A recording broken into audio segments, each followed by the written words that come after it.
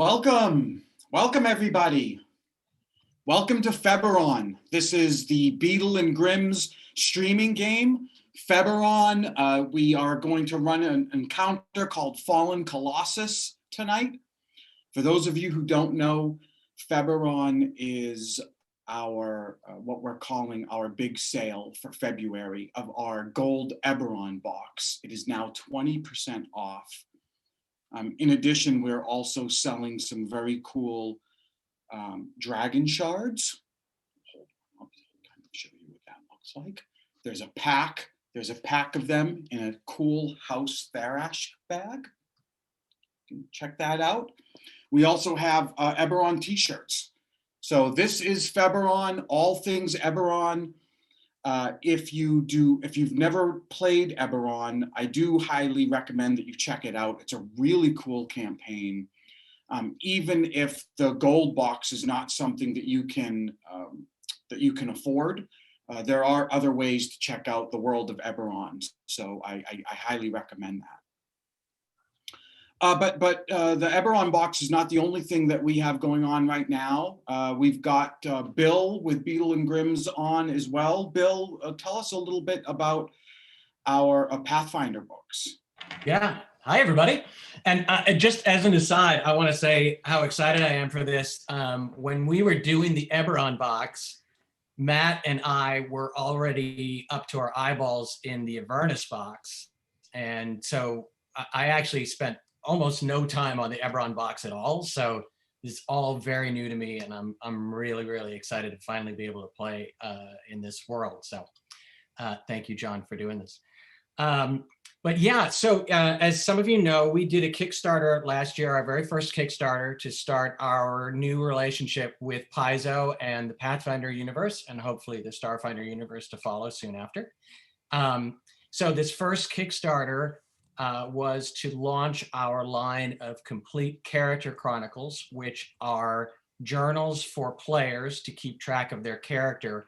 It is a book, a beautiful book that's divided into 3 sections. One is a hugely expanded character sheet with over a dozen pages to record everything you could possibly want about your character, with lots of room for feats and spells and all of the things that your character might be able to do.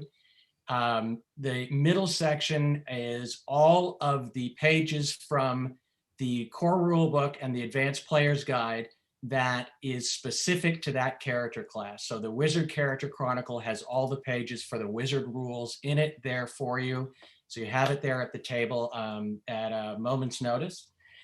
And it also includes the entire spell book for that class with all the other classes removed. So when you're looking up your wizard spells, you're not thumbing through a bunch of cleric spells as well. It's just the wizard spells and all the wizard spells.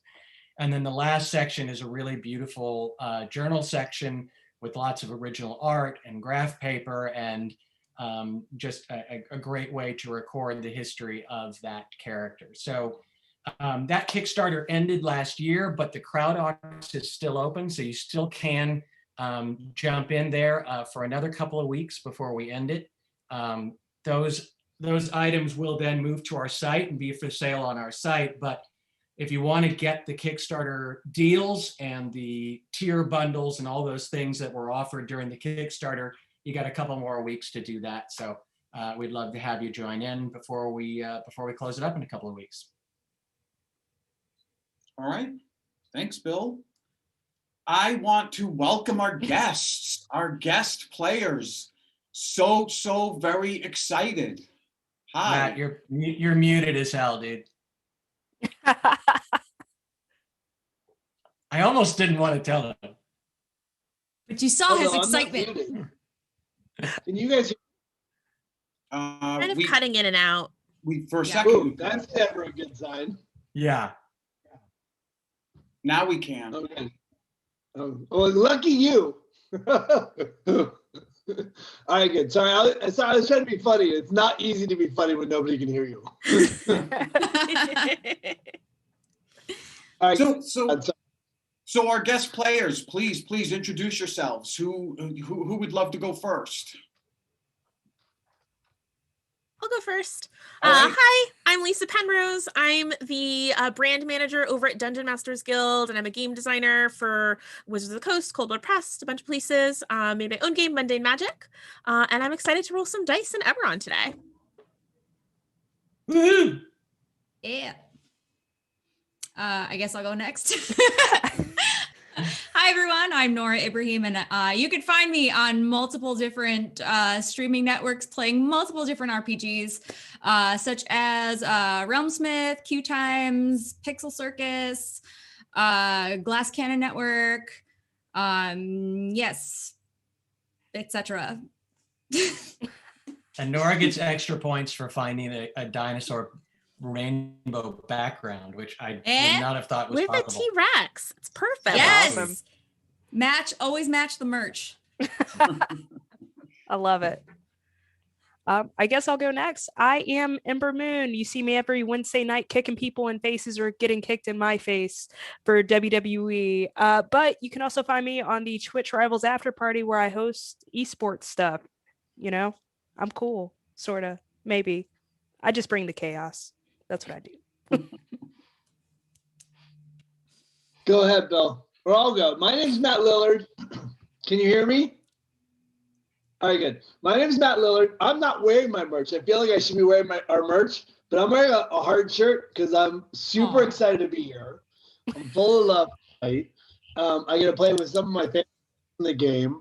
I'm in such cinematic classics as Wing Commander and the King of Dungeons, which Bill and I were on a phone call this week with somebody who told me it was the worst movie he's ever seen. So I was pretty proud of that.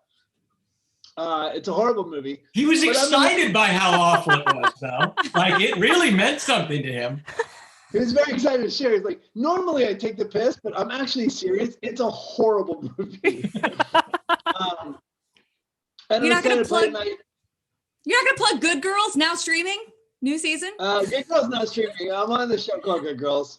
It's the #1 show on Netflix right now, which is fun because it's like I said, I've been in a lot of bad movies, and it's good to be on a good TV show. But I also play a lot with Rome Smith and those guys out there, and I'm excited tonight to be playing with two of my favorite people in the world, Bill Rehor and Jon Ciccolin. I love you all, but I see these guys all the time, and for us to play together is a real treat. So it's super fun. It is super fun. And I'm Bill Rehor. I'm another of the founding members of Beadle and Grimm's, and you can find me online by Googling, who's that one guy who still doesn't have social media?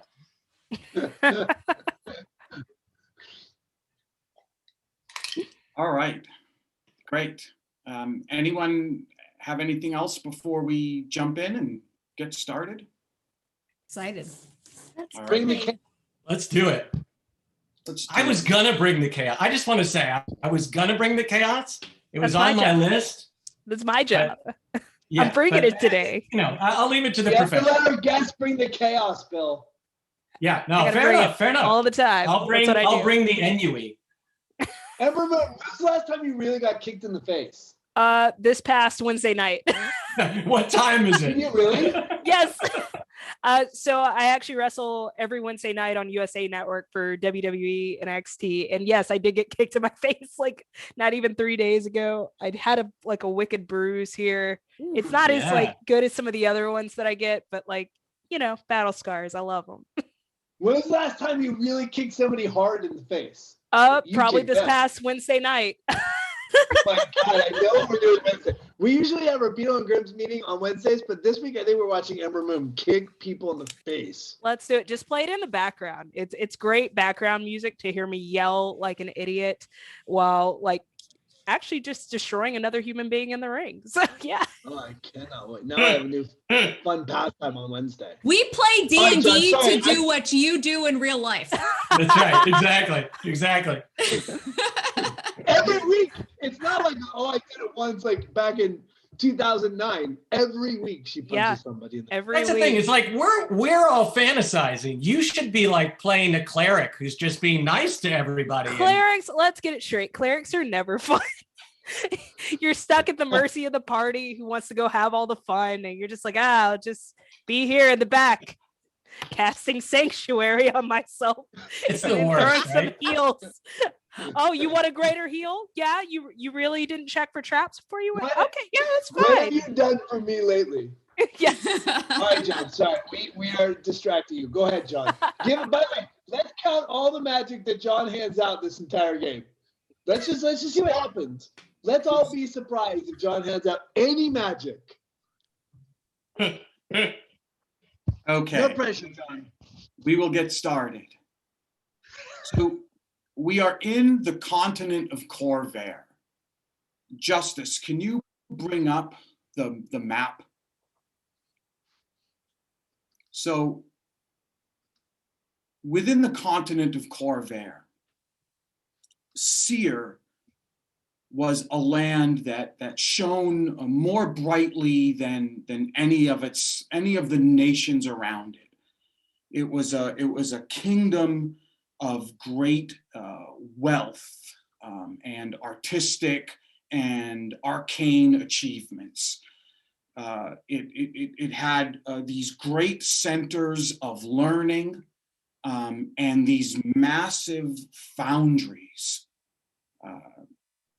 They were at the forefront of magic and arcana and construction, and it was also the home of House Cannith. And House Cannith is known as the house of making, the mark of making. And today, that land of Seer is known as the Morning. It's a region that is a terrible wound slashed across the lands. It is encased in mists that have warped unnaturally the land around it. The Morning is the event that marks when this great cloud emerged and overwhelmed the land, and thus the name of the Mournland. Your party was hired. Everybody in this party are members of the Finders Guild, which is run by House Therashk. And as members of that Finders Guild, you've been hired by another house, House Cannith. There's a gentleman by the name of Connor de Cannith who has hired you, who has told you that he has gotten his hands on a map that shows the location of a fallen colossus somewhere within the Mournland. And he wants you to accompany him to find this fallen colossus that he claims is his family's by birthright. You entered the Mournland from a town called Vatharond on the western edge of the Mournland, coming in on the main road.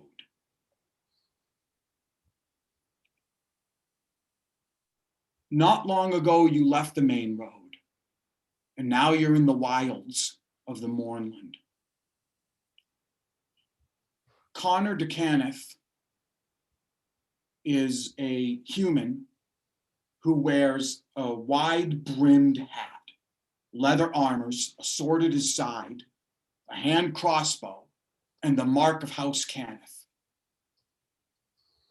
He is pulling along a cart, but the cart is some sort of mechanical contraption where he as he presses a button on the handle, the wheels automatically rotate.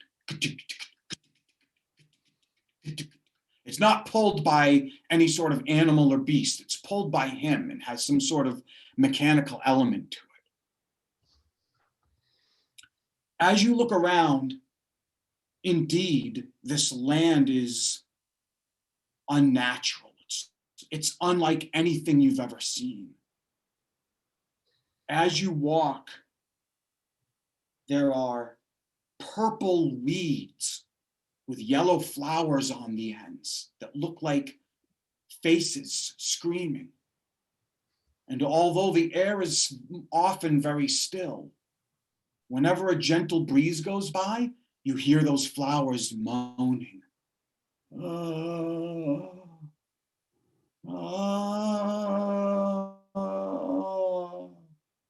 Your visibility is very shallow. You can't see more than about 30 feet from you because of the mists around. From time to time, the wind picks up and you can see a little farther, but then it swirls back around you, some unholy monster holding you in. As you walk north, you have seen things like trees that as you walk by, instead of bark, it appears to be maybe human skin with hair and moles on it. You might go by a bush and see that it's made of an ebon stone.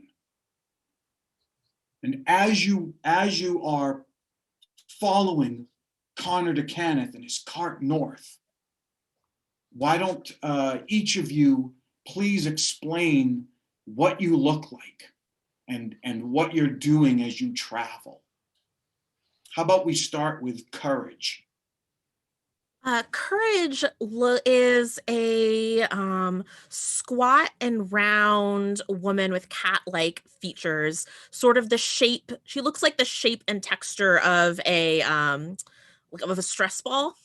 And she's got little cat ears sticking out of a messy head of hair. She's wearing leather armor and is swathed in a cloak that's a little bit too big for her. As she's probably scuttling from weird stone bush to weird flesh tree, like hiding behind things, kind of dashing after the group. And probably at some point in the travel, she's like, I don't know, you guys, this seems like maybe this is a bad idea. This tree's kind of weird. It's not too late to turn back. And constantly bringing that up. Great. Cleo? Cleo is a very tall, her appearance can change, but what she chooses to appear as at this moment, and most of the time, is a very tall woman with kind of lavender skin, very long, tendrily black hair. She's dressed in black studded leather armor. She looks like the lead singer of a heavy metal band that was like the main headliner of a Ren Fair. And as we're passing through, with all that skin, and she will take her finger, drag it across and be like, oh no, that's skin. Now that's kind of regret my decisions.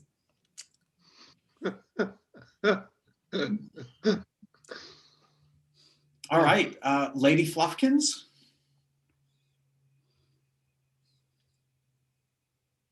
Oh, you're muted. Yeah. Come back to us, Ember. Oh, can you hear me? Yeah. Am I here? I'm enjoying all of this. Every time the flowers moan, I try to sing along with them, and it just smile on my face. I see the hair growing out of a tree, and it's like, oh, that's new. That's fun. That's different. I'm just here enjoying myself, and I'm trying to comfort the group. Enjoy new experiences, because we never know when we're gonna die. This is the greatest times of our life. We might die? Yeah, maybe. What do you? I'm just- What do you look like? I am a 7'5" bugbear. And I am just extra fluffy everywhere. Like it's just ash gray. My eyes glow purple for some weird reason, but like I'm just extra fluffy. Like everyone should want to hug me. Nicest person in the world. My heart right now. All right, great. Do you have any kind of like weapon that is So I don't wear armor. I just have a shield right here. Have a long sword and a weird looking scimitar. But that's about it. You know, I just like to be outside, a part of nature. Nature's a part of me, so is hell sometimes, but who cares? You know, we all just have a good time. All right, 11.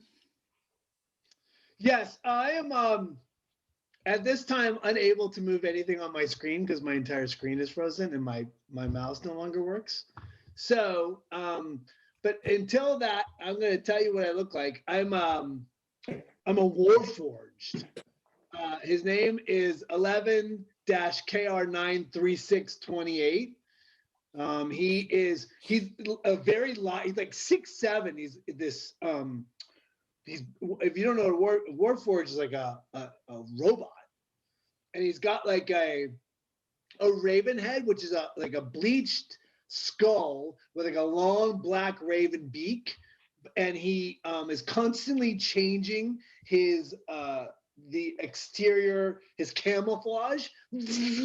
Like anytime he walks like into the mist, he makes the choice to change his camouflage to like a gray, misty, swirly vibe. And he's a ranger, so he's constantly jumping. He's like sort of like scurrying forward, making sure that we're not going to walk into any kind of trap. And every now and then he'll jump to the back. He's got a ring of jump with apparently unlimited charges because he jumps around from place to place. He kind of like jumps and then scurries and then jumps and then scurries and then jumps and then scurries. But he is at one with nature. At least he feels like he's at one with nature. And all of his powers come from science, this weird thing called science. Huh. Yeah, and then as soon as I get my mouse up and running, I can give you the statistics if you want them. Yeah, here. All right, great. Bolt? Well, John. Name's Bolt. Bolt upright. My business card says that sleuthing is my business.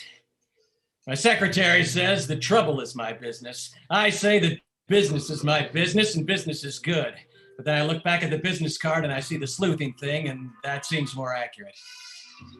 I bear the mark of finding, but I have to wonder, as I'm finding them, am I losing myself? These are the questions that burn in my brain like a hot lit cigarette and give me a pulsing headache that feels like my ex-wife has been dancing the can-can on my temples in 6-inch stiletto heels. God, I miss that dame. Oh my God. That was so good. I'm sorry, John, what was the question?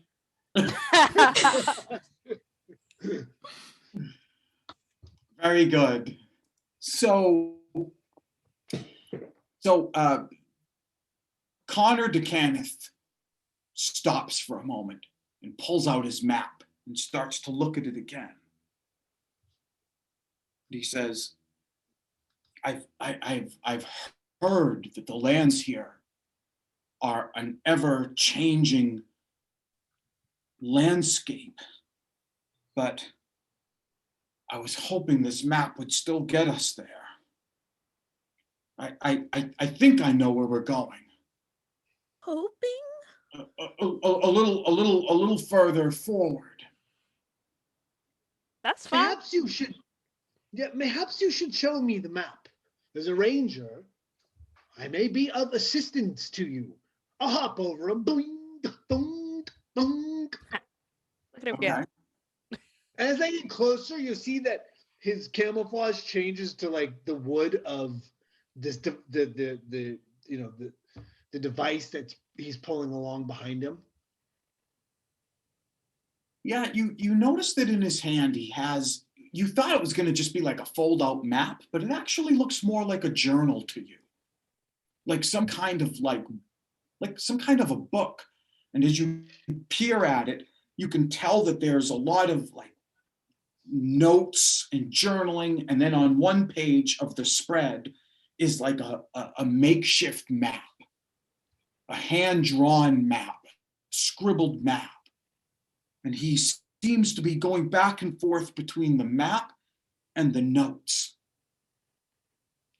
Can I give like a perception check to see if I can figure out if we're close, if I can recognize any sort of markings or?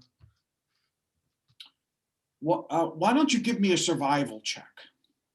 Okay.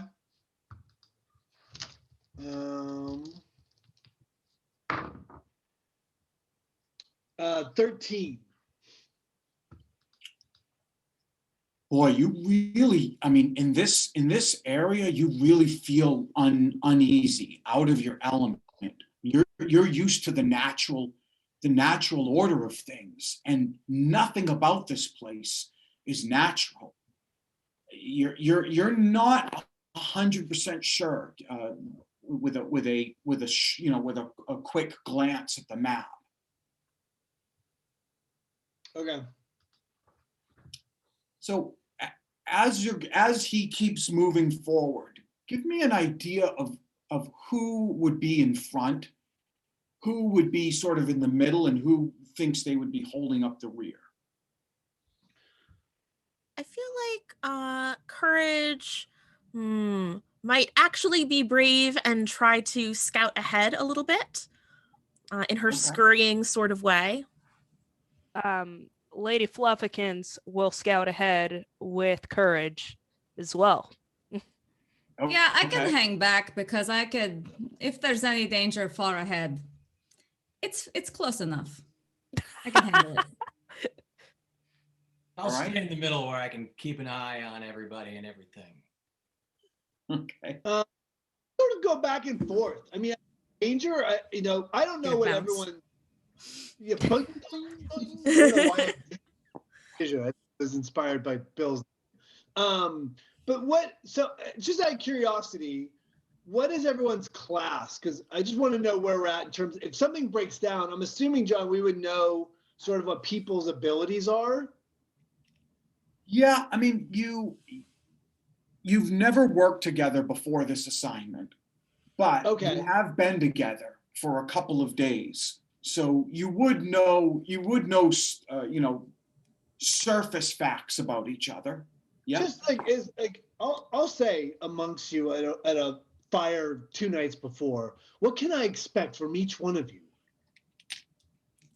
Well, I mean, I've got a lot of weapons, but really all I need are these hands. And as you see them like light on fire.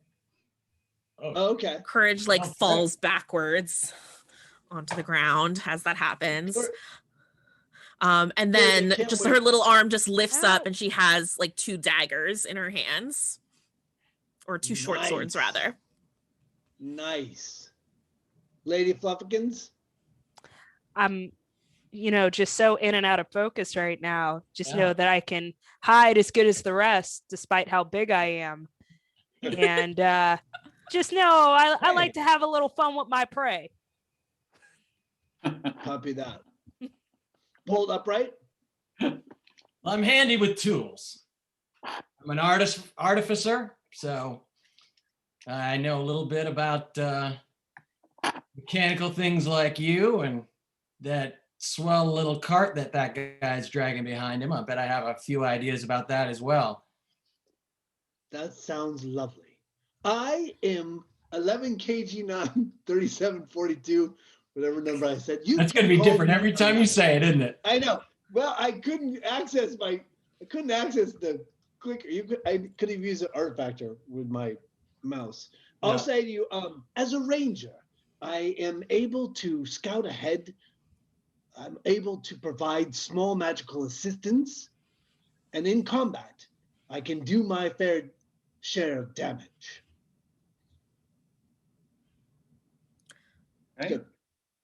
So I would like to call out that I think that Bolt Upright's intro, if anything ever deserved inspiration, Oh yeah. that did. So you now have you can start this with inspiration. Thank you. Nice. So, Lady Fluffkins and Courage, you're ahead of the party by what, 30 feet or so?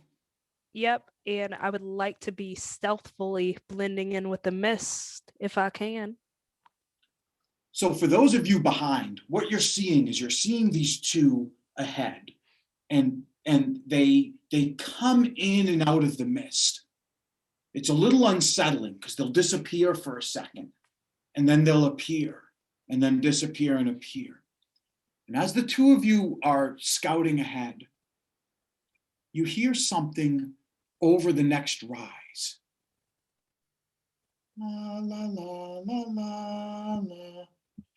La la la la la la la la.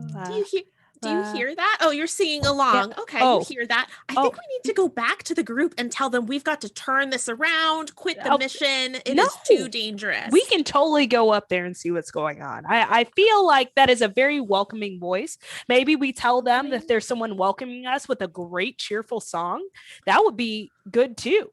Are they children's voices? Are they specifically children's voices? Let's ask that. Never first. good. What? Singing children are always evil. Oh gosh, guys, sometimes we got to give kids a chance, we got to give them a chance. They're innocent. They are our future, or at least that's what everyone tells me. No, F the kids. I'm here for the GP and the GP only. That was my mission. So I guess we'll go back and tell the group we've heard. Are they children's voices before we go back? Does it sound like a kid, a woman, a man? Sounded like kids to you. See, it's just a whole bunch of kids. They're playing Ring Around the Rosie. Nursery rhymes did nothing to nobody. Okay, maybe be more of these flowers. I agree with Cleo. Oh. If it's flowers, that's worse. I haven't been cool with the flowers. I didn't say anything about them because we were talking about the skin tree. But I think the flowers are a problem too. La la la. La la. Yeah, it was just like that. Let us go forward and investigate this situation, shall we? Yeah. I don't know. I've come up with an English accent for my 11. I'm not really sure. You're going to be C-3PO before the night's over, right? So, John, I would like to scout ahead, but using my stealth, please. Like hiding in the mist. Okay. Give me a stealth roll. 16. Okay. So Fluffkins, you sneak forward, you get to the top of the ridge, and as you peek over, you feel like you're moving pretty stealthily. As you peek over the next ridge, there's a low area, and what you see before you is a pole with a bunch of long ribbons. Oh. And about 8 children are going back and forth around the pole, holding the ribbons. Oh, they're doing the little dance thing. They're weaving in and out and making the pole all colorful with the ribbons, right? They appear to be bright-faced and having a great time. La la la la la la la la la la la la. Cool. I'll go back and tell the group. See, it's just a whole bunch of singing kids. They're playing a little game. Let's go. It's a great song. I think I know this one. La la. I butcher the song horribly because I'm terrible at any type of performance. La la la la la la la la la. Cha cha cha cha. This is not good. And it's like, is it in the middle of the night? Like, what time of day is this, John? Yeah, why are they unsupervised? They could be hypnotized, possibly enchanted. They could be polymorphed demons. And Courage just keeps going until someone interrupts her. All of those things are possibilities. You suspect it's daytime. It's just some kids playing by the creek, y'all. This feels absolutely horrible. But we must confront this situation. Let us go take hide and seek. On. Like we can go, we could surprise them. It'd be great. Yeah, you're tall and menacing. Why don't you go first? What? I'm menacing? No, you're very cute. Don't get me wrong. But like, if people didn't know you, if we didn't know you, yeah, like, you're very imposing. Yeah, I've gotten attacked a couple of times just on sight, but but they're kids. Kids love everybody, So let's just go and scare them. It'll be fun. I promise. It's going to be fun. I mean, it'll be fun for me. Go ahead. I'll watch. I'm going to try to go around the outside. I'm going to skirt the outside in the fog as we start to approach. So I'm going to try to scurry around the outside. I need to know what distance you're talking, because if you go farther than 30 or 40 feet, you've lost sight of everyone. How far away are they? Well, it depends. If you go up to the ridge, they're probably 30 feet from there.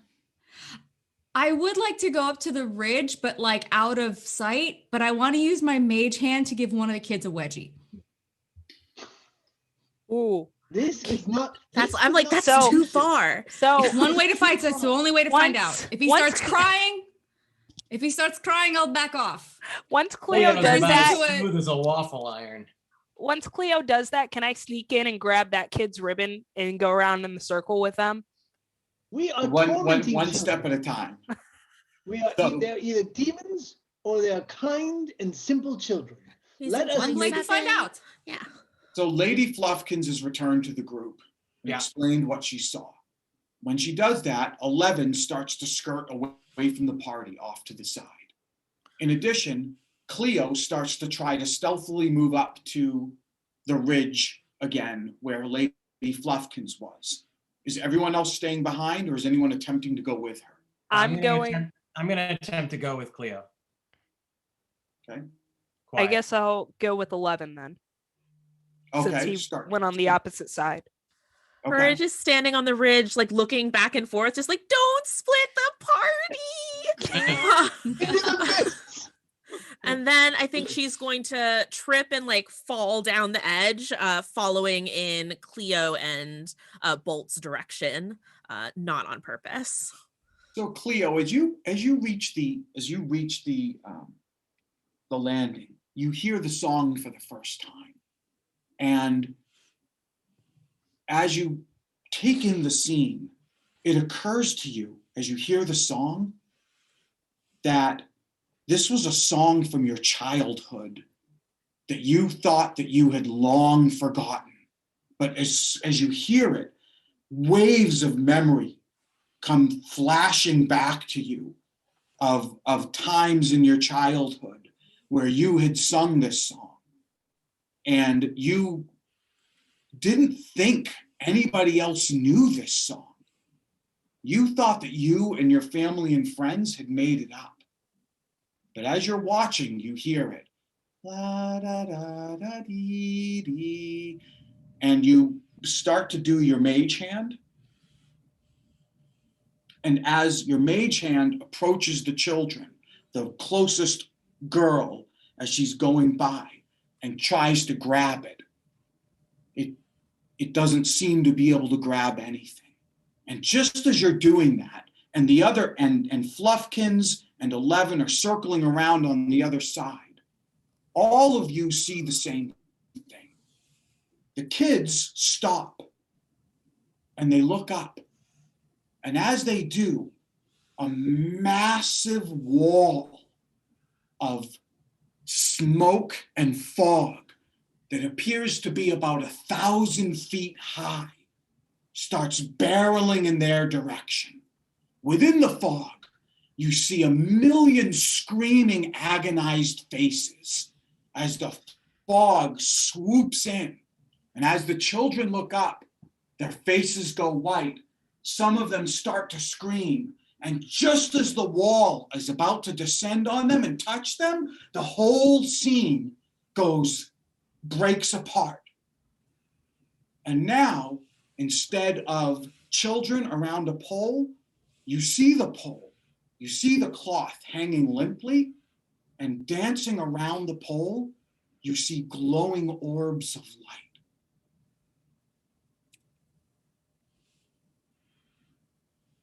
Now is the time we should go home. So would it be a I bad like idea that. to play that game that the kids were doing? No? So Anyone? are the orbs are moving? They're dancing as if they were children? They're moving in the same sort of general movement as the kids were. They're bobbing, they're circling, they're sort of, the shape of them is sort of shifting a little bit as they do. One of them's lilac colored, one of them is like a pale yellow, one of them is like a sickly green. Fluffykins, you say that out loud. Yeah, I say that to 11. I think we should go and dance. Would it be too bad to, grab one of those ribbons and dance right now, or is that a little insensitive to what we just saw? How many ribbons? I think that is a brilliant idea. How many ribbons are there? Hard to tell from here, but there's at least half a dozen. Because they're all, they're all like hanging limp. Right. I'll say I'll bounce out into the clearing, and I'll say Fluffykins believes we should dance. Yes! And I run and I go grab one. It's really startling when you do that, 11. I jump to the maypole and grab one of the things. I am prepared to dance. This is the dumbest character I've ever played in my life. Hi, guys. Come on. Very confused, but I will still head over there and just. What do I do? Be careful, everybody. I think Come on, Courage. Broke their arm because of a ball of light. Come on, Courage. You'll never know unless you try it. All right. And afraid of the peer pressure. I guess Courage will also approach. Okay. A little more careful. Yeah. Bolt, come on, you want to do it. Come on. Lady, we promised people a 3-hour game. Maybe it's best if one of us doesn't die in the first half an hour. Yeah, it's fine. We're going to sing a song. We're going to have a good time. And then the orbs, they'll light the way or something. I don't know. Come on, Bolt. We can't do it without you. There's only so many strings. So Lady Fluffkins is the first one to reach the pole. She grabs a string and she starts to do a dance. I very much so look like Cousin It, just jamming with the string in my hand, what's up, y'all? La la la la la la la la la. And as you do that is a catchy ass song. No, I'm not going to lie. The yellow light that is near you says, "Mama, is that you?" I don't think so. Mama, Mm-hmm. what's happened? I've been looking for you for so long.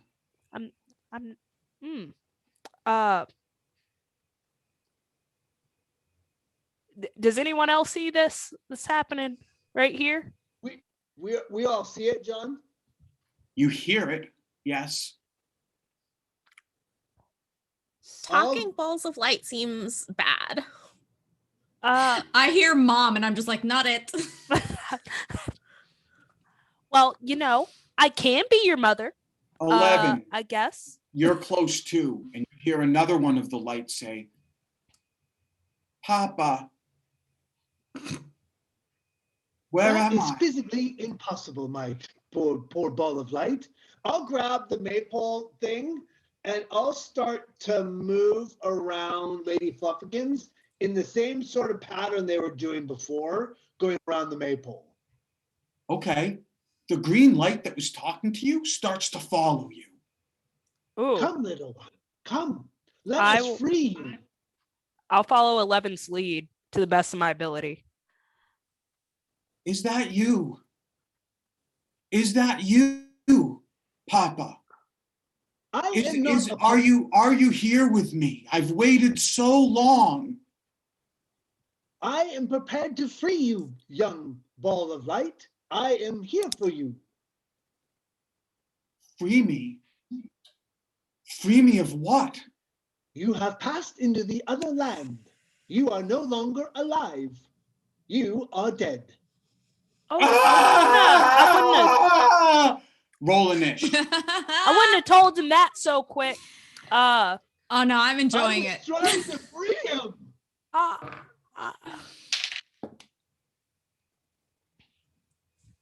Well, that Rolled a did not go 9. as I expected. 17. 16, John. 23. Damn, y'all rolled high. I rolled a 9. That's okay. I'm there too. A 10. I had got to roll with advantage too because of my weapon.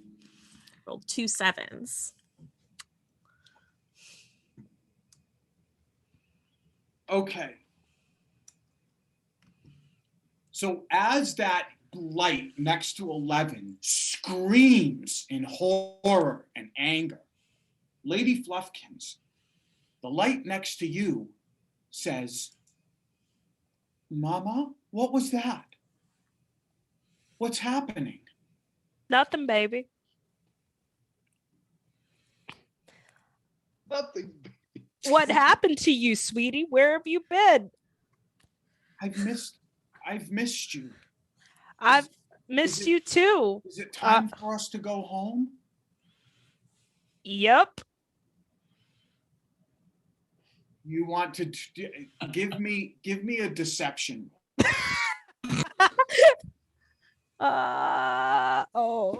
Sure, this is your Nat stuff. 20.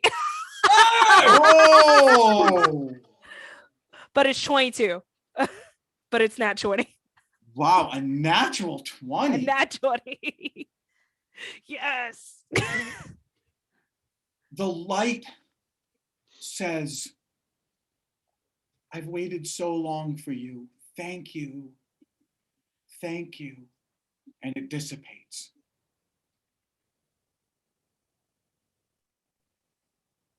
"11, you're up." I'll say to the light, come here, young one. Let me hold you in my arms. Okay. Are you... It hasn't taken an action yet. Do you want to ready an action or do you want to hold off? What do you want to do?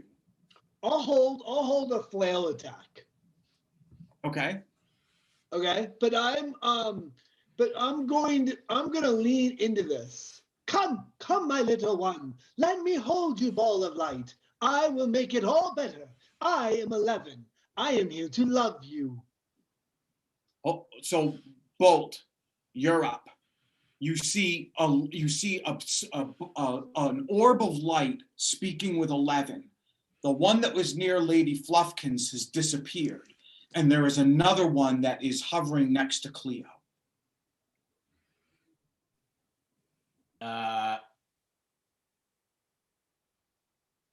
Okay. Well, I've seen what Lady Fluffkins has done there, and it seems like a pretty good plan. I don't think I'm going to convince anybody that I'm their mother, but I'll go to the ball of light and I'll say, listen, kid, there's no great place for you to be, but you can't be here. This is dangerous. Your parents are waiting for you. All you have to do to get to them is release yourself. Just let go and go back to your parents where they're waiting for you. That's how it is. Give me a persuasion check. Yeah.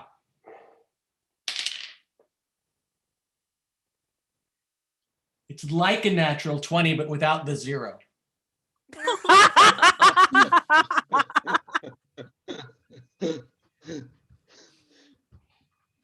So close. Yeah, The light sort of shimmers and pulses a little. Yeah. And it says, I'm not supposed to talk to strangers. It's good advice, kid. Can't argue with that. All right. It is all right, they're up. The one I start that singing and try to hug. I try to hug the ball of light as I sing. La la la la la la la la la la la. This robot. La la la la. Like some horrible children's special from the 70s. Why don't you love me? I will hold you and make you warm. I am 11 kg 93724. a 20 to hit. Oh. Did That it? hits. It hits. Take. This is not how you make friends. How much? Take 11 lightning. Oh, As you go to hug it, it envelops you. Lightning shoots through your body, and for a split second within the light, you see the horrified face of an angry child as you see it for a second, and then it goes away, and the light envelops you and starts shocking through your body. Do you want to take an John, I was ready to attack. My flails, my blade, what are they called on the Warforged? My egg beaters of flails come out of my hands, and I go 2 attacks. Okay. You are a very bad boy. A miss and a pretty good miss. An 11's my high. Yeah, I mean it's hard. There's nothing corporal here for you to Terrible. hit. I mean, you're Terrible. just swinging. Feels like you're swinging at light. You are grounded forever. Next up, Cleo. So was the light closest near me? Was that the one that Bolt spoke to? It is. And You're is that welcome. what? So it is calm right now? It doesn't seem to be attacking, but it seems to be chastising Bolt. Huh. Okay. And then how far away is the ball of light that's not having a good time with 11? That one's probably 25 feet away or so. I'll looking at what happened with Lady Fluffkins and how she was able to subdue this ball of light angry child. I'll just try to be like to the light that was attacking 11. I'll say, "Hey, this is your mother speaking. That's not the way I taught you to behave. And I think you should apologize to your friend right now. Otherwise, you will be grounded. Grounded." Give me a deception roll. All right. Unless you're trying to intimidate. No, I was, I was trying to do. I was trying to be more persuasive than being mean about it, because I still want them to not attack anybody. Yeah. Okay. Then, but because of the nature of it, I'm gonna have you do a deception check. Okay, that's fine. That's cool. I would rather do deception than Oh dear. I also rolled almost a 20, but without the 0, and with my stats, that comes up to a 7. Okay. All right. The ball of light that is around 11, as it whips around him and shocks him, you hear a voice call out, You don't tell me what to do! You're not even my real dad. Courage, you're up. Okay. So Courage hasn't been paying attention to what is going on 11's side of this maypole at all, because she's slightly closer to Cleo and that ball of light, and her wide eyes are like even wider, keeping an eye on it. And she just starts backing away from that ball of light as it gets a little bit too close for her. And she accidentally stumbles into the light by 11 as she's backing up, and her short sword stabs it, or attempts to stab it. Okay. With an 18 on the die, plus 5, 23. Hits. Okay. Nice. 6. So I deal all of 6 magical stabbing damage. Oh wait, do I get sneak attack yet? When does that happen? Does that happen right away? I do. Okay, I'm also going to roll my sneak attack damage because I have an ally there. So actually, that was a 1 and a 2, so a total of 9 piercing damage, and then she's going to quickly turn around, use her bonus action to disengage again, and start scuttling backwards in the other direction. I love it. I'm sorry, oops, it was an accident. Okay. And that's my action. Okay, Bonus very action. good. Yeah, 11 was pretty far from Cleo, so as you hustle back and you turn around, stab, you can get a good 5 feet away. Okay. So you're not within a 5-foot threat range. That's good. All right. Good. Back to Lady Fluffkins. Well, that worked out. Are there any more glowing balls around me that aren't engaged with the rest of the party? There's only 2 now. There's one that's attacking 11, and there's one that seems to be speaking to Bolt Upright. Ooh, I want to go to the one near Bolt because I feel like 11 has that under control. Maybe I'm not really certain, but he's doing a good job at what he does as a robot, and it kind of freaks me out a little bit. So I'm gonna go over to Bolt, see what's going on. Pipe Master, what's going down, kid? I'm not cool. I tried. What's this? What's up, kiddo? As I turn to the orb thing. You wanna go home too? It's your choice. Sister, is that you?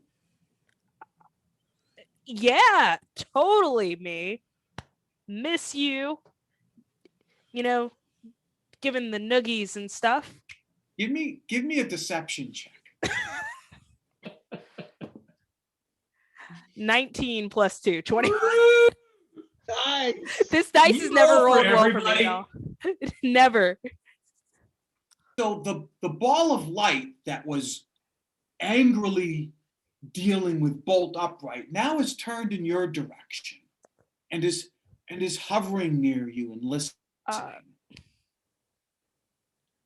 It's time to go home, little bro. Sis. 11, you're up.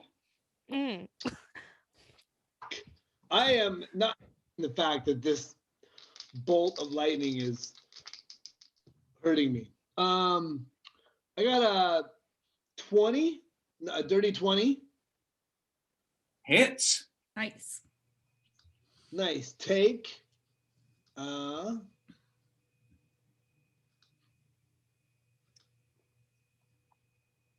damage. My other attack missed. And that's non-magical, right? Correct. Any effects, John? Do I get a sense it's doing any damage? Yeah, you think it is. Yeah. But you're used to doing a lot more. So you're not sure. You think you're catching some of its essence, but this is not your specialty. Go home. Meet your mother. Bolt, you're up. I'm gonna try to assist Lady Fluffkins and just support her story there and say to the kid, great, you found your sister. That's swell. You should go with her. Fantastic. Go on, kid. Okay. Graham. Scram, kid. You bother me. So Lady Fluffkins, the next time, on your next action, if you decide to attempt again, you'll get advantage. Okay, sweet. Very good. Not that you need it the way you've been rolling, but Only 2 rolls in. It'll go south on me soon. Trust me. All right. The one on you, 11. Let's see. You see my skull turn around backwards, look right at you, bolt upright, and be like, a little help would be lovely over here. And they'll whip back around. It No, but strikes. please keep talking to the spirits. That would be great. It strikes at you and misses. Nice. Yay. It strikes at you and misses and then disappears. Oh. I've won. It has been vanquished. Cleo, you're up.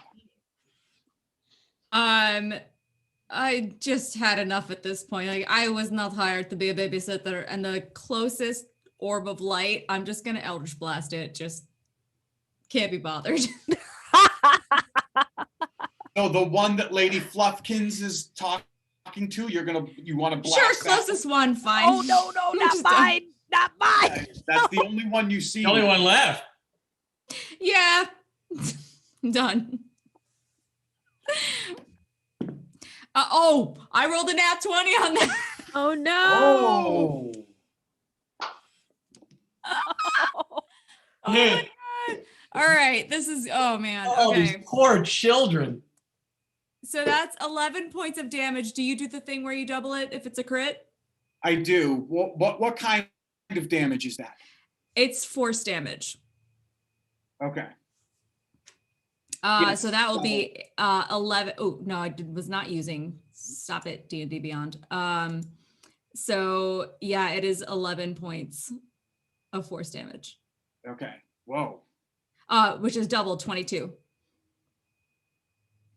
Sorry. You roll twice. You don't double it. Oh, roll twice. Got it. Roll twice. Darn. Only add your modifier once. Gotcha. Okay. So, okay, the second one, wait, sorry. It says 11 for the first one and then 8 for the second one. Oh, wow. 19 damage. Wow. The ball of light that's in front of you just gets blasted by this witch bolt. Oof. So just be like, Brother! Oh wait, no. Okay. no, don't. What did no, Yeah. I look at Lady Fluffkins and I'm just like, we talked about this. Remember how like you get too into it sometimes? Yeah, Remember? got it. I'll be over here. It's just fine. And I grab the string and just sadly like try to hold it together. The light that you blasted, a really unnaturally high-pitched screech emanates as the thing starts twirling and whirling and shooting across the land in your direction, Cleo. With a 14 to hit. Oh, to me? It hits me? Yes. Oh, it does not hit. Oh, misses. It comes shooting at you, screeching, and starts whirling around you, trying to get through your armor, but to no effect. See, temper tantrums. As soon as you're like, no, I don't want to do whatever you're doing. I'm not going to play your game. Kids these days. Kids. Courage, you're up. I don't know their stupid dances. What did you all do to make them so mad? This place is dangerous. Other things could hear. And how far away am I from this other ball of light that's like swirling around? 20 feet. Okay, I can get over to that one. And I'm just like, shh, shh, She didn't mean it. It was an accident. And All I'm right, trying to support. It wasn't. Make a persuasion check at disadvantage. Oh no. Okay. So this -1. 7. It seems the temper tantrum is beyond repair. It seems. I'm like there, like panicking and like humming a lullaby, like a calming song, and I'm just like looking at everybody freaked out. Lady Fluffkins, you're up. So, I am going to do the ultimate deception because I yell, brother. Yeah. Oh, he's back. Okay. So, I'm going to go over to Cleo and be like, don't you touch my brother. Very convincingly, not really. And then I'm going to turn to the orb and be like, run home. I got this. Your big sis got this. Something like that. Because she said I get advantage this turn on the persuasion. That's true. So you were going to be at disadvantage. So I'm just normal. So you're normal. This is when the And dice. I pretend put up my dukes. We're gonna battle this 17 out. total. Rolled a 15, 17 total. 17. It appears to be like slowing down. Okay. It seems to be between now, Cleo and you. Yeah. I got this, bro. Go home. We're fighting 11. each other now? Oh no. No, we're not. Yes, we Yeah. are. John, I'm going to take a perception check. I see them in the middle. They're all surrounding that ball of light. I feel like they have that under control. I'm a little worried that this thing is dissipated and it's going to come back and attack. So can I do a perception check to see if I can see it? Yes. Okay. Ooh, I rolled a 16, so 20. Dirty 20. Ace. Okay. My ranger skills take over. Okay. So I've got that. Hold on to that, okay? Copy that. Bolt, you're up. Sometimes the best tactic is to stay out of the way. Is this pole climbable, John? Sure. Yeah, I'm gonna climb up on the pole here. I'm worried about this being a trap for something else. That maybe something trapped these kids here and they're gonna come after us. So I want to get a nice vantage point. I'm gonna climb up this pole as high as I can get. Take a look around. Make a strength athletics check. I will. That's 15. Yeah, not a problem at all. You shimmy up the pole. Nice. Anything immediate that I see, like anything coming into the clearing, or? No, you don't see anything. Okay. You do see Connor DeCanneth on the edge of the hill looking down. Oh, yeah, I forgot about him. With the cart, but that's about it. Okay. He's got a hand crossbow out and he's looking. He doesn't know what to make of what's going on down here. Yeah, that makes two of us. So 11. This ball of energy was about to come at you with advantage from behind and materialize, but you're ready for it. It doesn't get advantage. And in fact, you can take an action before it does if you want, because you see it coming. Nice. I'll attack. I'll turn around and attack. Is it a melee? Yes. Okay, good.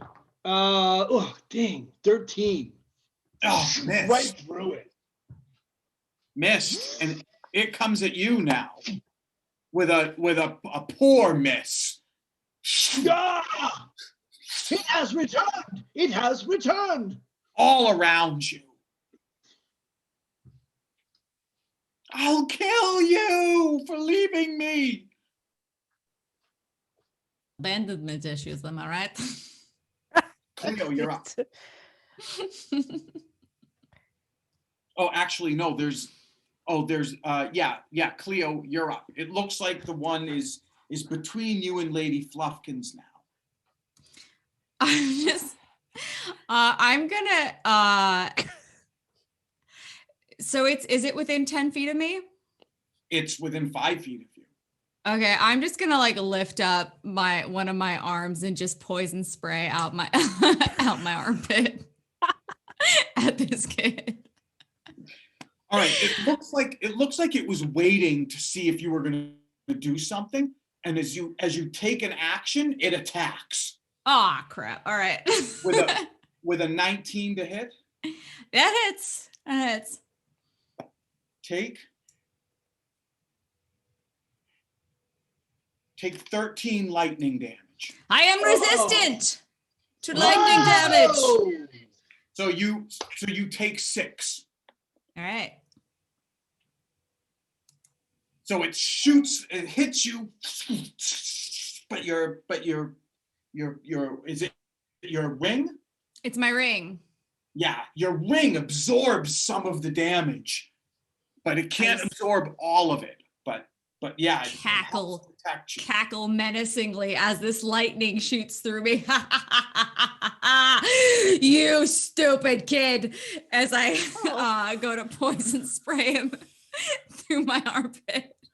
Go for it. Is that a roll to hit? Let me see. I think it's a con. Yeah, it's a con save. Con save. I got a 10.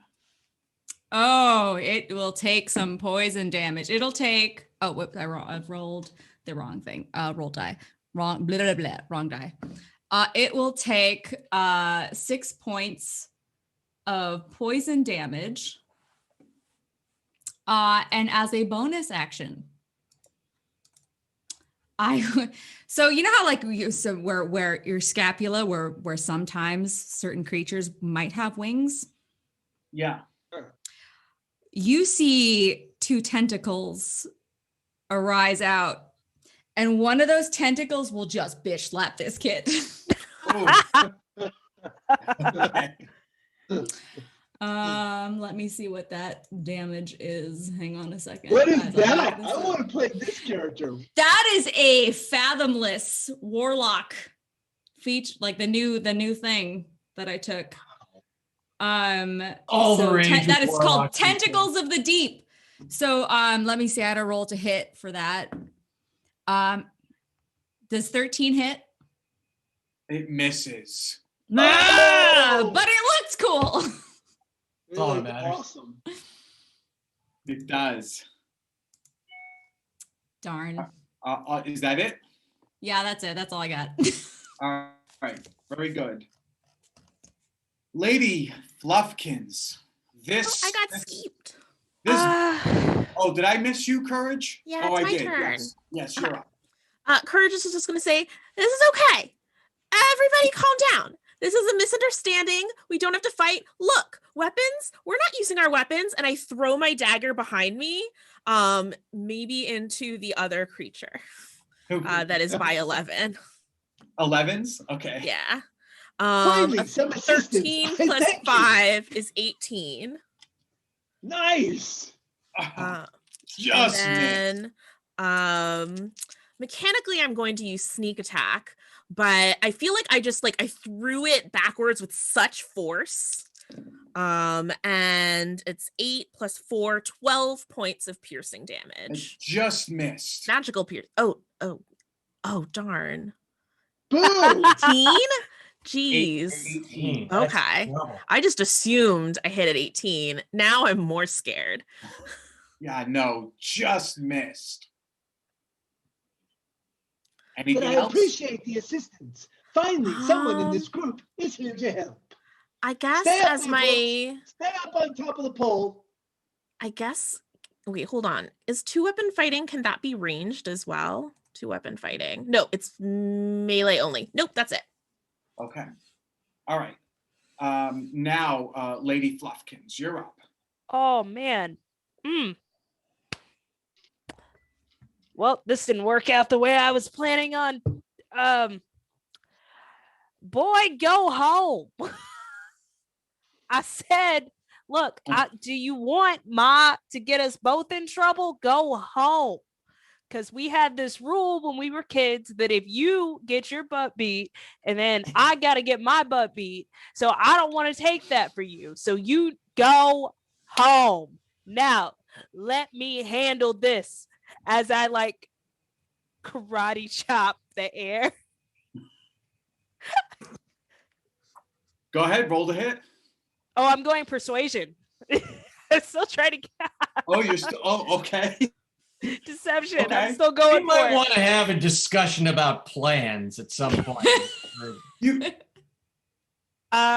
18 total. Okay. I mean, yeah. Again, it's torn. It wants to be. It comes towards you, but it's still sort of hovering between you and Cleo. It's like that good cop, bad cop going on. As a bonus action, I'm gonna tell Cleo to get away from us. Get away. Go and help 11. You're not. Right here. You're not. Go somewhere else. Go somewhere else. You're not supposed to be here with your thing. How am I able to read her hand gestures? Because I don't know what is. It just looks like Are you acting like during the YMCA dance? Are you directing traffic? Yes. So like the orb's going back and forth, right? So I'm like, yeah, you leap. And then when it comes, yeah, I'll beat you up. Yeah, that's what's go over there. Like that's what's happening right now. Very good. 11, you're up. I have no such luck, so I'm going to try to crush this thing.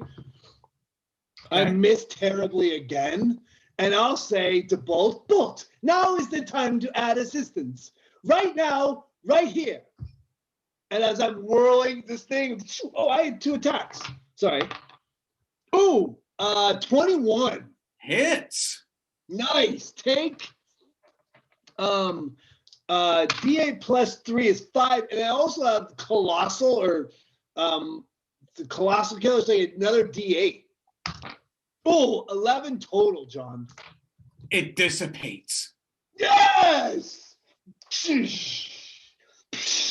And I'll take my move action to hop over into the middle of the other dancing ball of light, and I'll say, "It is time to meet your maker." Oh,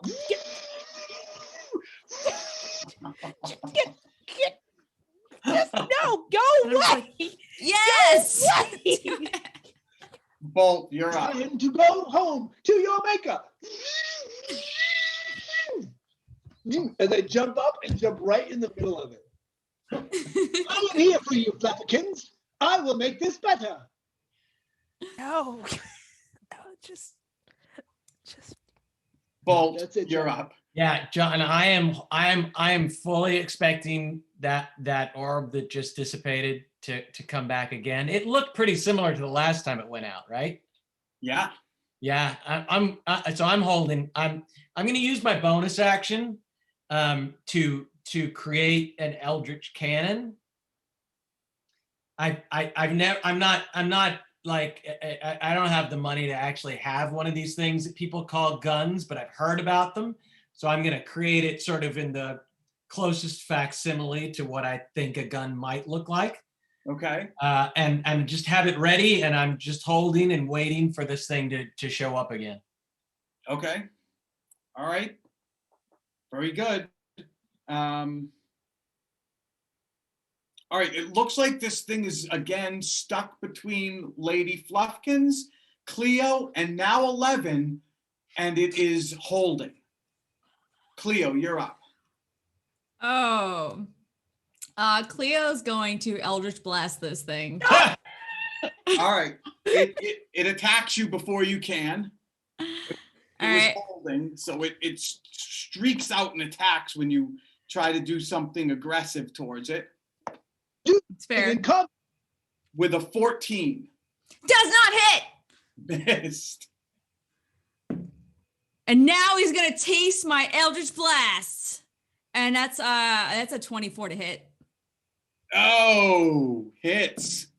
So that's going to be 10 points of force damage. And as a bonus action, because my tentacles last for a minute, I will again try to just slap him. No need, because the Eldritch Blast blasted it into oblivion.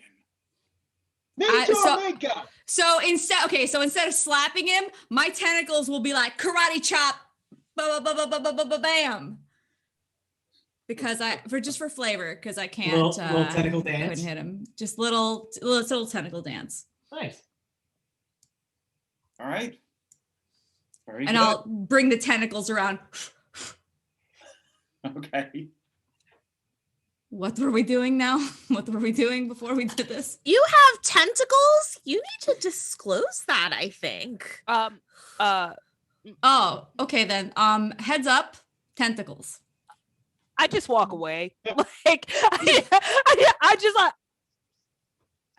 yeah. Just John, on this, so in this Give me a moment, right? perception check. I'm going to keep. What? What'd you say, John? Wait, did you call for a perception check?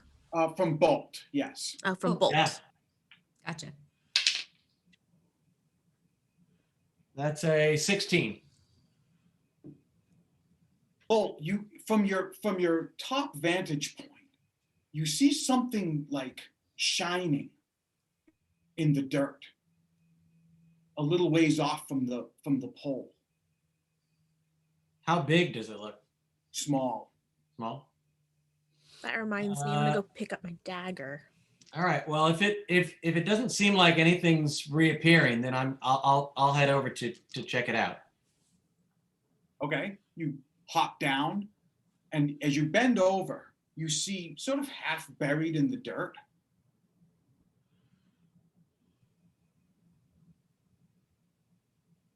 Oh no! Oh no! Oh, I thought he was just He speaking froze. really slowly for drama. Maybe I was this like, big, what was that a now? toy What's he? rail train car.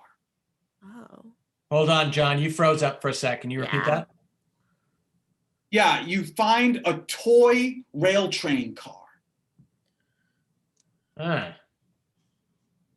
Does it look old? Still- It does. Yeah. I'll bring it over to the others. What y'all make of this? It's those dumb kids' toys. It had It's a the train. germ on it. why is it always the negativity with you, Courage? I Your name just- is Courage. Come on, you gotta I smile. didn't pick my We- name. We just found something Yeah. that I can remember my brother and my son. Wait, and were they that really other related kid to that I you? never Oh, met. I'm so sorry. I guess they are. I mean, they thought they were. So I'm gonna yeah, offer you a hug. I will accept it. Right? Yeah, I'm in a fluffy hug right now. Aw. Nice. As they're hugging John, I'm gonna jump up to the top of the maypole thing where Bolt was before and keep my eyes out in case something else comes by. Okay. Just looking at it a little more closely, John. Is there anything about it that doesn't seem like a children's toy? Like, it's, Are you proficient in Arcana? that's a legitimate question. I am not. I am not proficient in Arcana. To tell me a little bit about whether, aren't you a tinkerer? Do you have some sort of Oh yeah. skill that would allow you to know about these sorts of mechanical items? Yeah. I have the ability to. I have magical tinkering, and I can make tools, and Yeah. yeah. I mean, I work a lot with like creating little magical items. Give me an intelligence roll.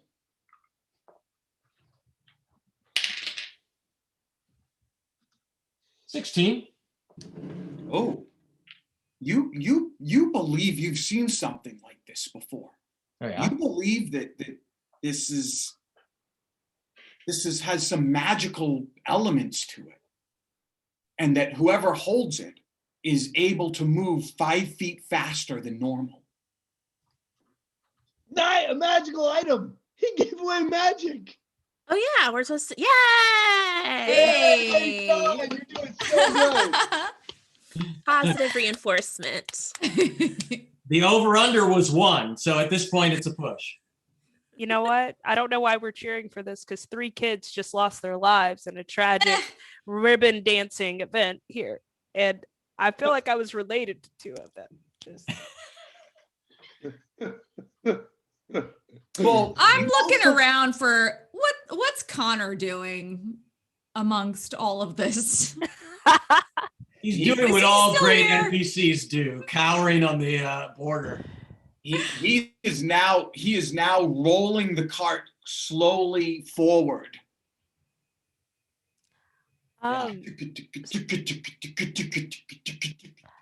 Question. John, I'll pocket this train before Connor gets over here.